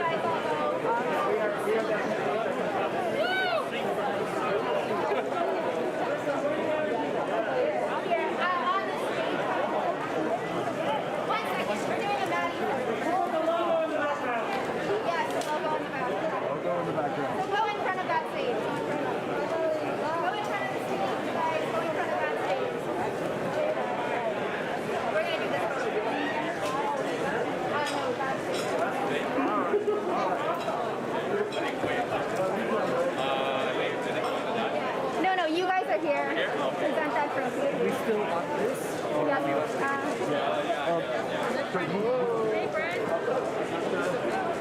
The big trophy?